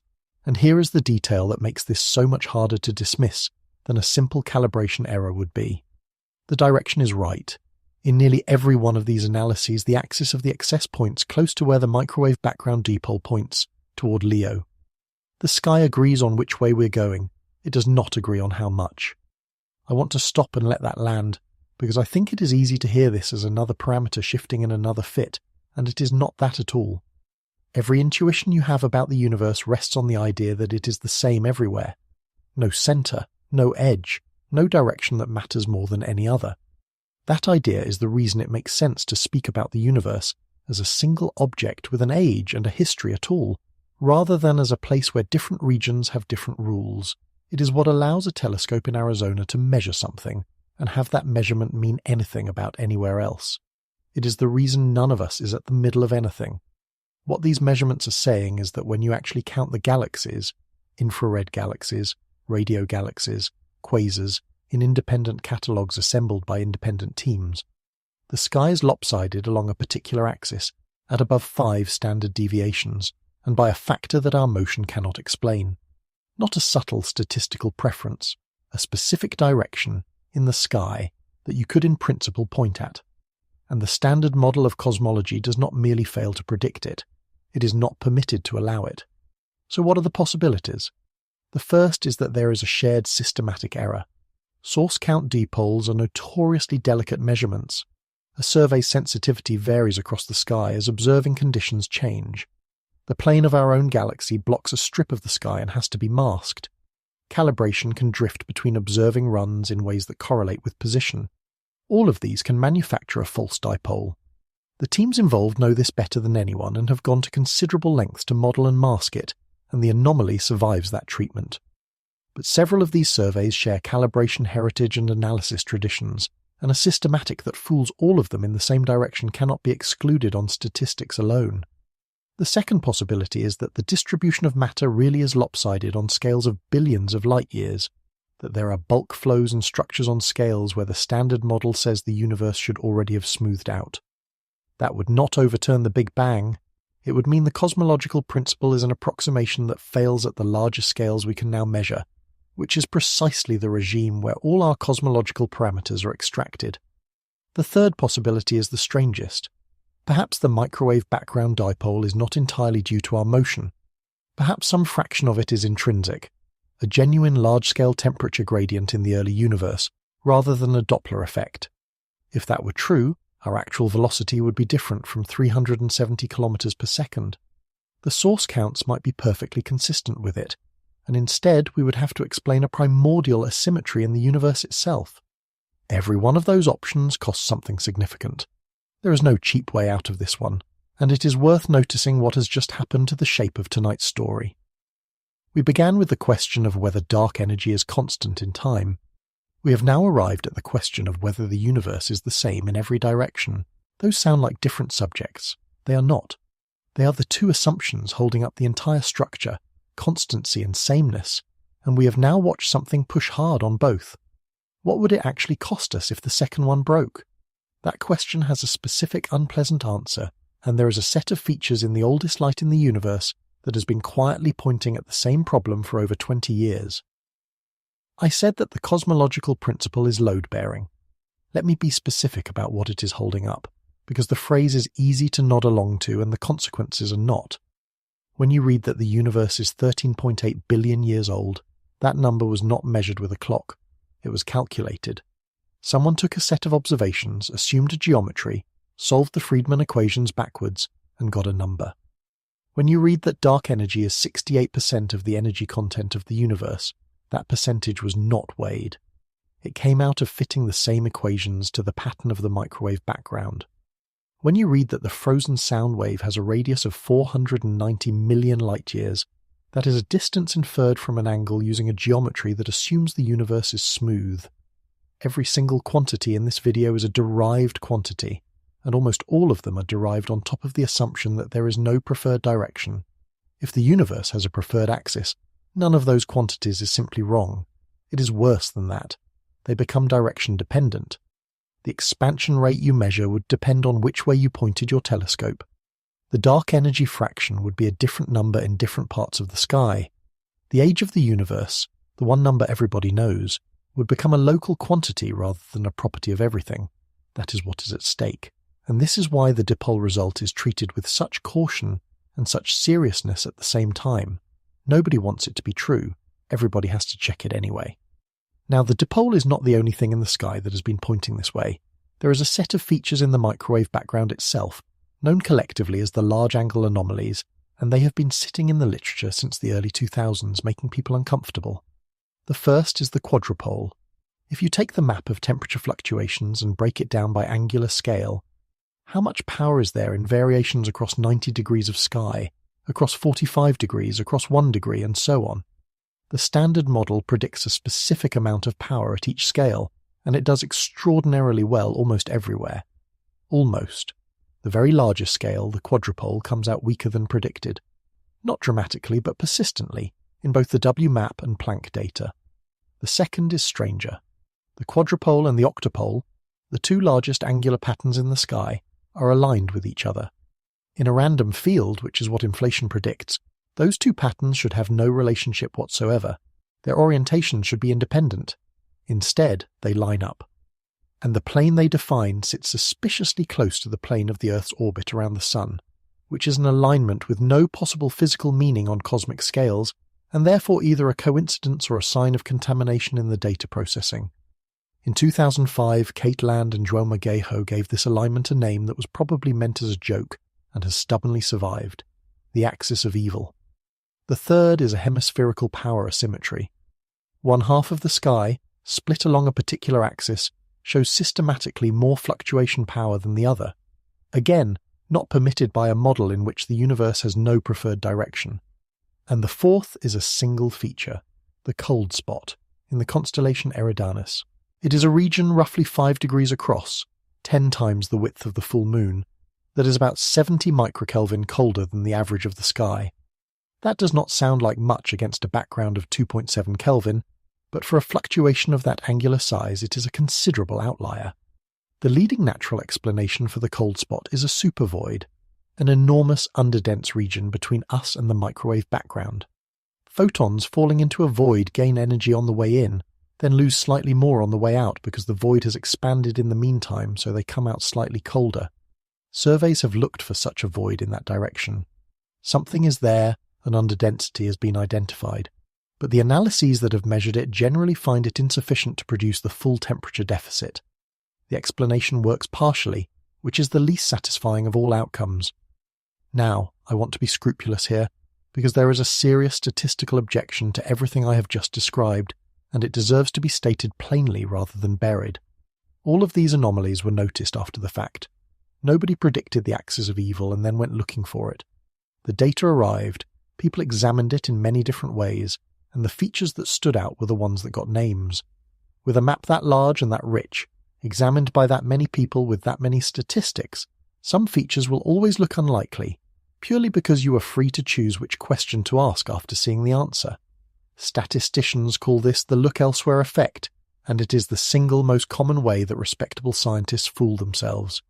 Any individual one of these anomalies has a perfectly reasonable chance of being nothing. What keeps them in the conversation is not any single one of them. It is that they all occur at the largest angular scales, the ones corresponding to the biggest structures in the universe, the ones most difficult to explain as instrumental artifacts.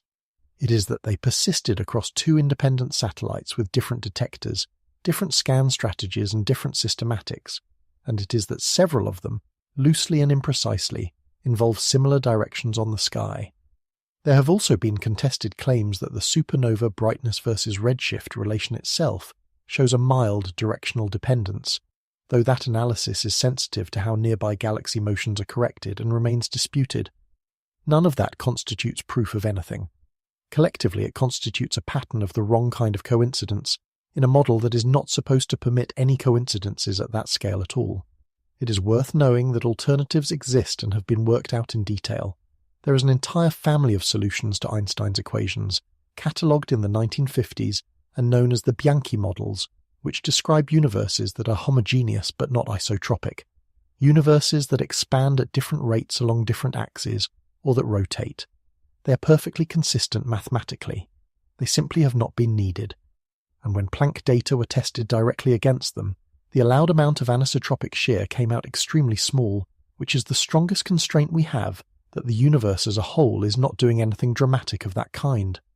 That constraint is real, and it is reassuring.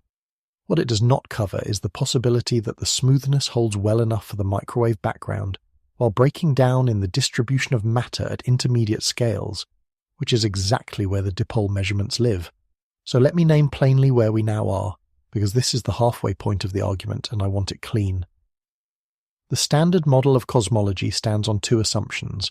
The first is that the energy driving the expansion is constant, the same yesterday, today, and forever. The second is that the universe is the same everywhere and in every direction. Every number we have, every timeline, every projection of the future is derived from those two premises, and in the last 5 years, the most sensitive instruments ever built for the purpose have started returning results that push against both of them. A frozen sound wave in the arrangement of 15 million galaxies suggests the first is failing. The counts of distant quasars and radio galaxies in independent surveys suggest the second is failing, and in between them sits an expansion rate that gives two different answers depending on which end of time you measure it from. 3 pressures, 2 assumptions, 1 model. Now everything I have described so far has been measured at distances so large that the numbers stop meaning anything to a human nervous system. Hundreds of millions of light years, billions of years of look-back time, effects visible only in the statistics of millions of objects. I want to bring this much closer for a while, because deep space is also changing in a place near enough that we have a machine sitting inside the change right now, listening and sending back what it hears. On the 25th of August 2012, a spacecraft launched in 1977 crossed a boundary that nobody had ever crossed before. The sun does not simply shine, it also blows, a continuous outflow of charged particles called the solar wind, streaming away in every direction at hundreds of kilometers per second. That wind carves out a bubble in the gas between the stars, and it keeps going until its outward pressure finally balances against the pressure of the interstellar medium pressing in. That balance point is called the heliopause, and it is the outer edge of the Sun's physical influence. Voyager 1 crossed it at 121 astronomical units, about 18 billion kilometers. Voyager 2 crossed it 6 years later, on the 5th of November 2018, at 119. Both spacecraft carry an instrument called a plasma wave subsystem, which is essentially a very long antenna listening to the electrical behavior of the gas around it. It cannot measure density directly. What it can do is detect the frequency at which the surrounding electrons oscillate when something disturbs them, and that frequency depends only on how many electrons there are. Hit the medium, and it rings at a pitch set by its own density. Just after crossing, Voyager 1 measured about 0.055 electrons per cubic centimetre. By 2020, at around 150 astronomical units, that figure had climbed to roughly 0.13. The gas is getting thicker the further out it goes, steadily, not in fits and starts, in a way that was not predicted in detail before anything had ever been out there to check. Picture where that measurement is being taken. Voyager 1 is now roughly 24 billion kilometers away, running on the decaying heat of a plutonium source that has been cooling since before most people watching this were born, its instruments drawing less power than the bulb inside a refrigerator. The sun from there is a bright star and nothing more. It casts no warmth and lights nothing, and in that dark, the antenna is listening. Every so often a shock wave arrives from a solar outburst that happened a year earlier, and the surrounding electrons ring loudly for a while and then fall quiet. But in 2021, a team led by Stella Ocker reported something else in the data between those events. A narrow, faint, continuous emission. A hum. The interstellar medium is not silent. It rings all the time at its own natural pitch, and the pitch has been slowly rising as the spacecraft moves outward into denser gas. Somewhere out there right now, while you're lying still, a machine older than most of the people listening is sitting in the dark and hearing that. And the medium it is hearing is not permanent either. The solar system is currently passing through a wisp of warm, thin gas about 30 light-years across, called the local interstellar cloud. We entered it somewhere between 10 and 20,000 years ago, recently enough that human beings were already here, painting on cave walls when the sun changed neighborhoods. That cloud sits inside a much larger cavity roughly 1,000 light-years across, the local bubble, blown out of the galactic disk by a series of supernovae some 10 to 20 million years ago. The heliosphere is not pushing against a fixed wall. It is pushing against a local condition that has changed within human prehistory and will change again, and its size responds. Models suggest the boundary breathes in and out by several astronomical units over the 11-year solar cycle alone. Then there is the traffic. Before 2017, the number of objects ever observed passing through our solar system from another star was 0 in all of recorded astronomy. Then, in October of that year, a small, elongated, oddly reflective object designated 1I/Oumuamua came through on a hyperbolic path that could only have originated elsewhere. In August of 2019, a second one arrived, 2I/Borisov, unmistakably a comet with a tail and a coma, and on the 1st of July 2025, a third, 3I/Atlas, 3 in 8 years. The obvious explanation is not that the galaxy has started sending things, it is that we finally built survey telescopes capable of catching them, which means these objects have presumably been passing through the entire time, unseen, throughout every year of human history. The first of them set the pattern for how these arguments go. Oumuamua was tumbling, extremely elongated, and, most awkwardly, it accelerated slightly as it left, by an amount that gravity alone could not account for. Comets do that routinely, because sublimating ice acts as a small rocket, but no coma or tail was ever detected around Oumuamua. That gap produced a great deal of speculation about artificial propulsion. The explanations that have held up are less exciting and more interesting. Outgassing of hydrogen or nitrogen ice, which would produce thrust without any visible dust tail at all, from a fragment of an icy body shattered somewhere else long ago. 3I/Atlas turned out to be genuinely peculiar. It is unusually rich in carbon dioxide. It showed a jet pointing toward the sun rather than away from it. It brightened near its closest solar approach faster than any comet on record. And the water in it carries an extraordinarily high proportion of deuterium, the heavy form of hydrogen, a chemical signature that no process in our own solar nebula produced.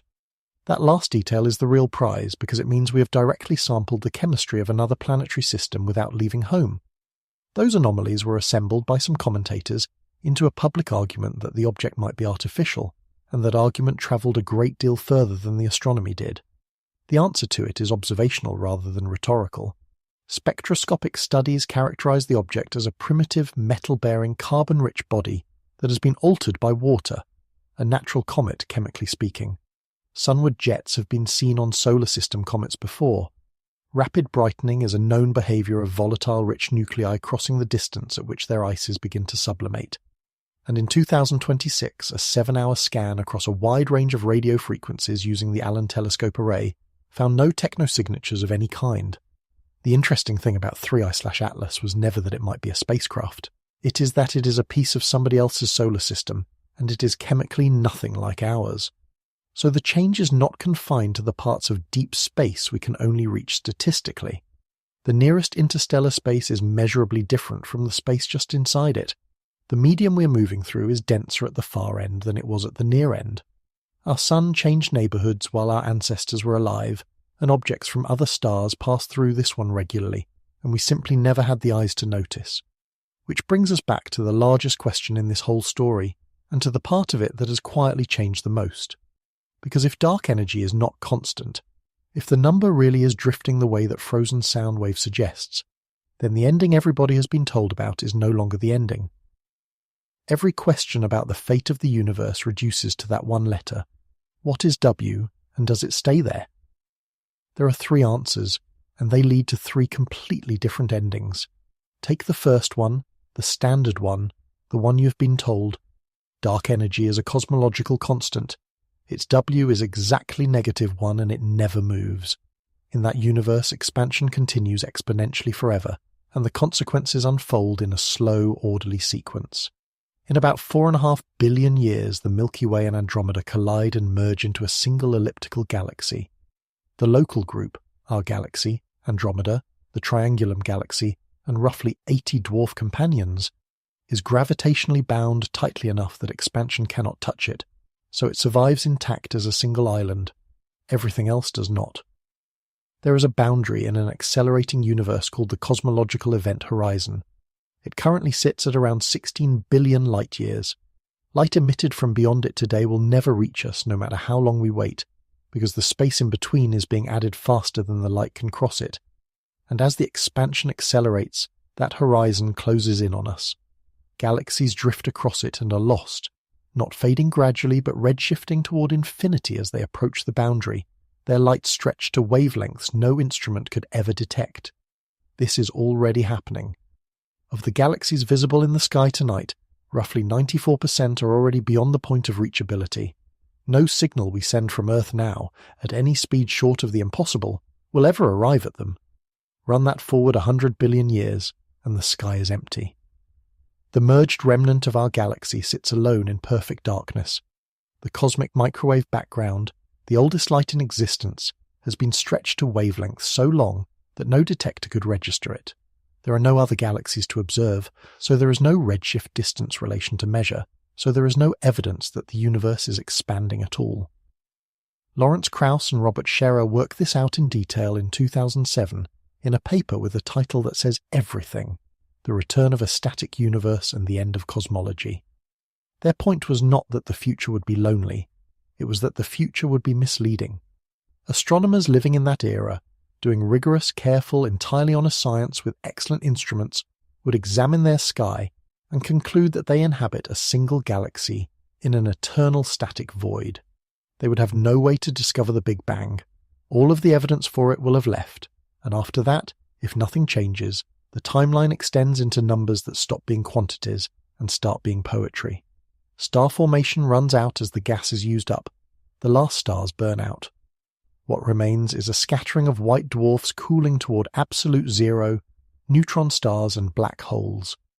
If protons decay at all, and we do not know that they do, only that their half-life exceeds 10 to the 34th years, then eventually even the cold remnants dissolve. The black holes evaporate by Hawking radiation, the stellar mass ones over something like 10 to the 67th years, and the largest over 10 to the 100th, each ending in a final flash after a span of time that makes the current age of the universe indistinguishable from zero. And then there is thin, cold, expanding nothing, forever. That is ending number 1. It is the ending in the documentaries. Ending number 2 is what happens if W is not -1 but something below it. Phantom dark energy. In that case, the energy density of the vacuum does not merely stay constant as space expands. It grows. More space produces a stronger push, which produces more space faster, which produces a stronger push still, and the whole thing runs away. The result is called the Big Rip, worked out by Robert Caldwell and colleagues in 2003, and it is the most violent ending in the catalogue. As the repulsion grows without bound, it overwhelms structures in order of how tightly they're held. Galaxy clusters come apart first, then individual galaxies unbind, their stars scattering, then solar systems, planets drift away from their stars, then the planets themselves are pulled apart, then stars, then molecules, then atoms, then the nuclei inside atoms, each stage arriving faster than the last, the entire cascade from the unbinding of clusters to the dissolution of nuclei taking only the final minutes of cosmic history. For one plausible choice of parameters, Caldwell's original estimate put the moment at around 22 billion years from now. Now the third ending, and this is the one that has moved. If a naught is greater than -1 and WA is negative, the direction the DESI data prefer, then dark energy is not constant and it is not phantom. It is weakening, and a weakening repulsion tears nothing apart at all. The Big Rip comes off the table entirely. What replaces it is stranger and much less settled. If the push is fading, then the acceleration we discovered in 1998 is not the permanent condition of the universe. It is a phase, something the universe is passing through, the way it passed through the radiation era and the matter era before it. Depending on how far the weakening runs and where it stops, the expansion might simply decelerate again, or coast, or, if the effective energy density eventually crosses zero and becomes negative, turn around altogether. Several groups exploring the parameter space that DESI prefers find that a turnaround is possible, on timescales of tens of billions of years. A universe that turns around does not simply run the film backwards, but some of it does look like that. The galaxies that have been receding would begin one by one to approach. The cosmic microwave background would stop redshifting and start blue shifting, the oldest light in the universe growing warmer and brighter across billions of years rather than colder and fainter. The sky, very slowly, would begin to fill in again. There is an obvious question underneath all of this, and it is worth asking directly. What could dark energy possibly be, such that it weakens? The leading candidate has a name and a history.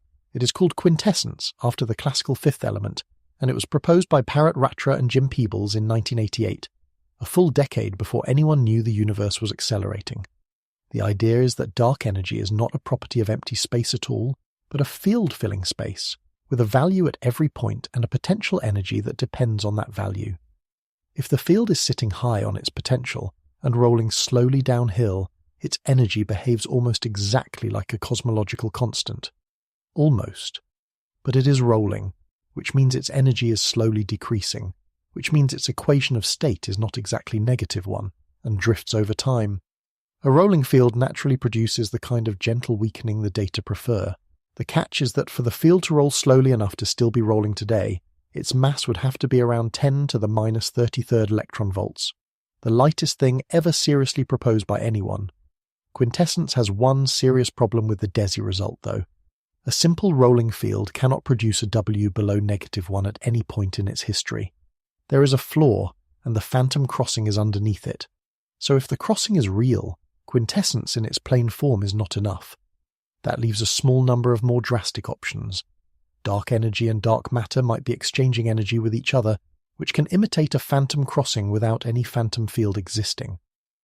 Or gravity itself might behave differently on cosmological scales than general relativity says, in which case there is no dark energy at all, and what we've been measuring is the shape of a different theory of gravity. That second option has been heavily constrained. In 2017, the neutron-star merger detected in both gravitational waves and light showed that gravitational waves travel at the speed of light to within 1 part in 10 to the 15th, and that single measurement eliminated a large family of modified gravity models overnight. And there is one theoretical argument that runs the other way entirely, from string theory. A set of proposals known as the swampland conjectures argue that a universe with a genuinely stable cosmological constant may be impossible to build inside a consistent quantum theory of gravity, that the vacuum is required to be slowly decaying rather than eternal. If that turns out to be right, then an evolving dark energy is not the exotic option at all.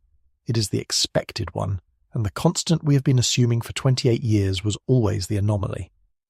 I want to be careful, because this is exactly the point at which speculation gets reported as fact. Nobody has shown that the universe will recollapse. The evidence for evolving dark energy sits between 2.8 and 4.2 standard deviations, which is a serious hint and not a result. The specific parameter values that produce a turnaround are one region of a space that also contains perfectly benign outcomes. If you take one thing from this part, do not take a new ending. Take the fact that the old ending has become negotiable, and that is what I actually want to leave with you here. For 25 years, the answer to the oldest question anyone can ask about the universe, how does it end, has been the same in every popular account, every classroom, every documentary. Everything drifts apart. The lights go out one by one. The universe expands into an endless thinning dark and stays that way forever.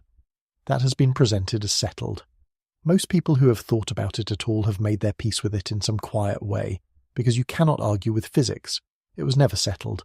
It was the consequence of assuming a constant, and the constant is now the thing under question.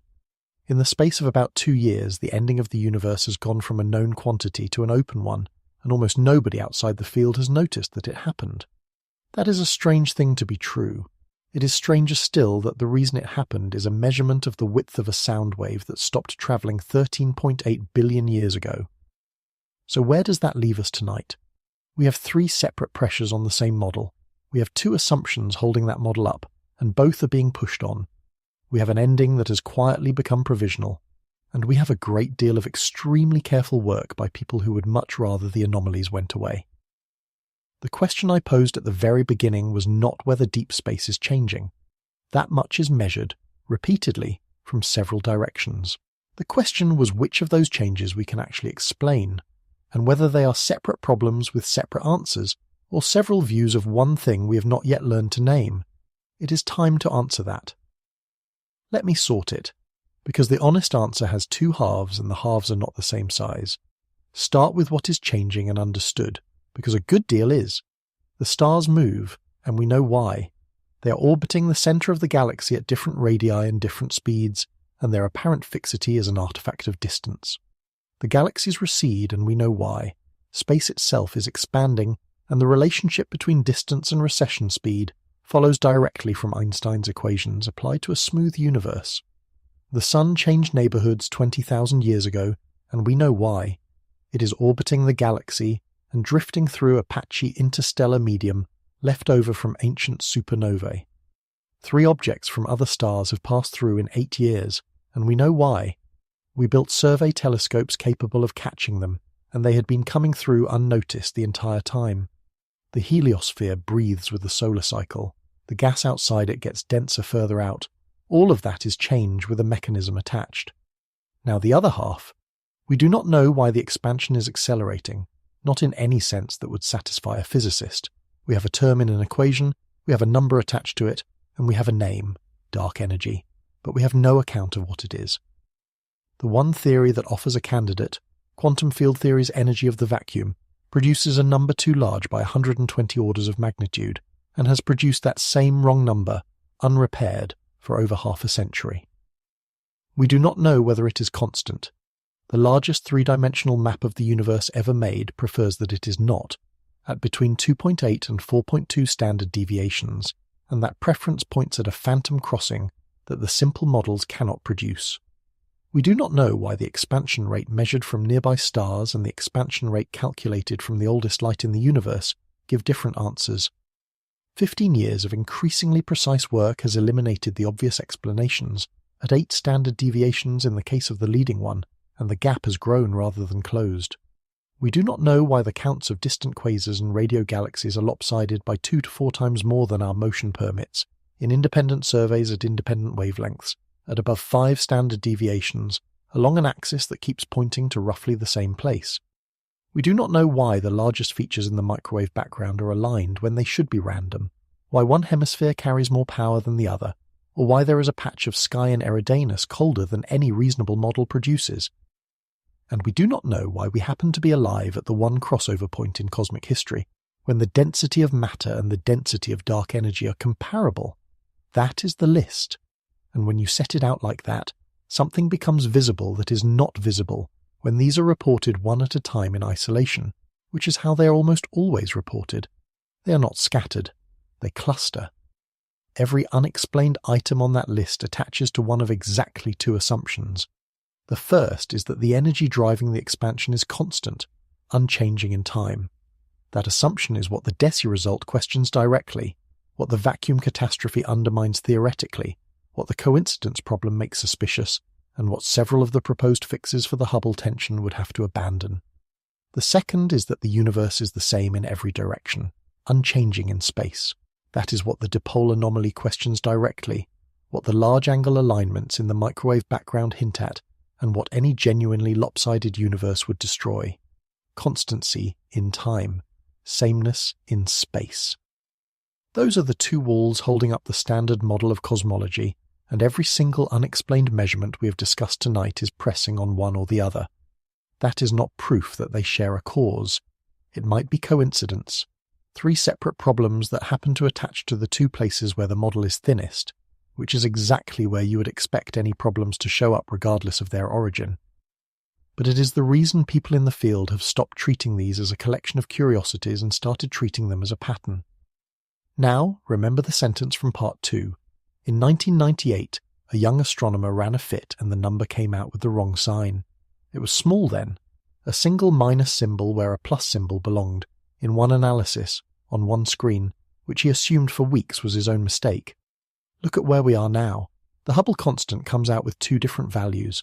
The dipole comes out 4 times too large, and the parameter describing how dark energy changes over time, which was supposed to be 0 and stay 0 forever, comes out negative.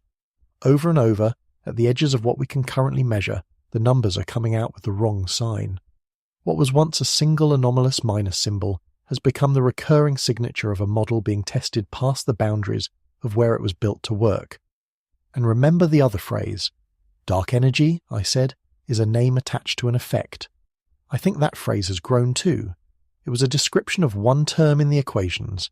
It is arguably a description of the whole framework. Dark energy is a name attached to an effect. Dark matter is a name attached to an effect. Inflation is a name attached to an effect. 95% of the universe consists of two placeholders, and the model that contains them works magnificently. It predicts the pattern of the microwave background to extraordinary precision. It predicts the abundances of the light elements. It predicts the growth of structure, while explaining almost nothing about what it is made of. That is not a criticism.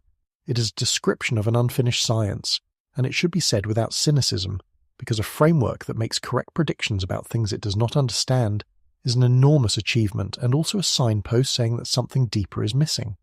And the third phrase, the one about the sound wave, it stopped and it stayed where it stopped. The constancy of dark energy stopped being questioned in 1998, and it stayed where it stopped for a quarter of a century, not because anyone tested it, but because nobody could. It was frozen in place by the limits of what was measurable, in exactly the way that primordial wave was frozen by the clearing of the fog. It took 25 years and an instrument with 5,000 robotic fibers to finally move it, and what moved it was the measurement of that very same frozen sound. So why has nobody announced any of this as a discovery? Because the people doing this work have set themselves a bar and they are still under it. 5 standard deviations, 1 in 3.5 million. It is an unforgiving threshold, and it exists because the field has been burned repeatedly by results that looked far more convincing than these do. In 2015, the Large Hadron Collider produced an excess of events at 750 billion electron volts that reached about 3.9 standard deviations when the two detectors were combined. More than 500 theoretical papers were written about what it might mean. By August of the following year, with more data, it had vanished completely. In March of 2014, the BICEP2 collaboration announced a 5 sigma detection of primordial gravitational waves from inflation, and it was reported everywhere as one of the great discoveries of the century. Joint analysis with Planck showed the signal was dust in our own galaxy. That discipline is not timidity. It is the reason you can trust anything in this video at all. The same field that will not let itself claim evolving dark energy at 4 sigma is the field that told you the expansion is accelerating, and it told you that only after a decade of trying to kill its own result. And the resolution is coming, on a timescale short enough to matter to you personally. DESI's full survey runs 5 years, which will roughly triple the sample behind the current result. That alone should be enough to push the evolving dark energy preference decisively past 5 standard deviations, or decisively below it. Euclid, launched in 2023, is mapping the shapes and distances of billions of galaxies with a completely independent technique. The Vera Rubin Observatory in Chile has begun a 10-year survey that will photograph the entire southern sky every few nights and catch supernovae by the hundreds of thousands rather than the dozens. And the Nancy Grace Roman Space Telescope will add a further independent probe from orbit. Within roughly a decade, 4 separate instruments using 4 separate methods will have answered the question of whether dark energy is constant, one way or the other. That is a rare position to be in. Most of the great open questions in physics have no scheduled answer. This one does. It is worth saying clearly that the boring outcome is entirely possible. The most likely single result, if you had to bet, is that the evolving dark energy signal weakens as the sample grows. The supernova calibrations converge, and in 10 years the cosmological constant is standing exactly where it was, vindicated. That has happened before. We watched it happen this decade with the clumpiness tension, which looked like a genuine crack for years and then quietly closed when better data arrived. A field that only ever tells you about the anomalies that survived is not telling you the truth about how often they do. So, the answer I promised you at the beginning. Deep space is changing. That much is not in dispute. It is measured from several independent directions by instruments that disagree with each other about almost everything except the fact of the change. What we cannot explain is not the change itself. It is the character of it. We cannot explain why the thing driving the change appears to be changing. We cannot explain why our 2 best measurements of the rate of change refuse to agree. We cannot explain why the change is not the same in every direction, and we cannot explain why every one of those failures lands on the same two assumptions. Are they separate puzzles with separate answers, or several views of one thing we have not yet named? Nobody knows. That is the true answer, and I am not going to dress it up. But I will say this. It is the second possibility that people who spend their lives on this have started quietly organizing their careers around, and they are not doing that out of romance. They are doing it because 3 independent failures at 2 adjacent joints in a structure is the pattern you get when the structure is incomplete, not when 3 unrelated things have gone wrong. The standard model of cosmology is not wrong. It is very probably unfinished. It is an extremely good description of a universe we have only been able to measure accurately for about 30 years, built on assumptions we had to make in order to write anything down at all. And those assumptions are now, one by one, being tested for the first time and finding themselves under strain. Which leaves us here. The sky you can see tonight, if you go outside and look, will be doing exactly what it has always appeared to do. Nothing. The same constellations, in the same places, patient and permanent, the way they were for every human being who has ever stood underneath them. That impression is the oldest and most reliable illusion our species has. Underneath it, the distance between galaxies is growing, and the rate at which it grows has been accelerating for 5 billion years, and the thing responsible for that acceleration may have been quietly weakening for most of the time it has been happening. Somewhere out past the edge of the sun's influence, a machine older than most of us is listening to a hum that has been slowly rising in pitch. And somewhere in the counts of a few million distant quasars, the universe is faintly, stubbornly lopsided in a direction it is not supposed to have. Deep space is changing in ways we still cannot explain. That is not a failure of the science. It is the sound a science makes when its instruments finally become good enough to catch up with its assumptions. And it is, if you think about it in the right frame of mind, an extraordinarily good place to be. There are a handful of moments in the history of any field when the careful, unglamorous work of measuring things more precisely arrives at the edge of the map. We appear to be standing in one of them tonight, with better instruments arriving and the answer genuinely unknown. The sky will look the same tomorrow. It always does. That is the last thing about it that has not changed.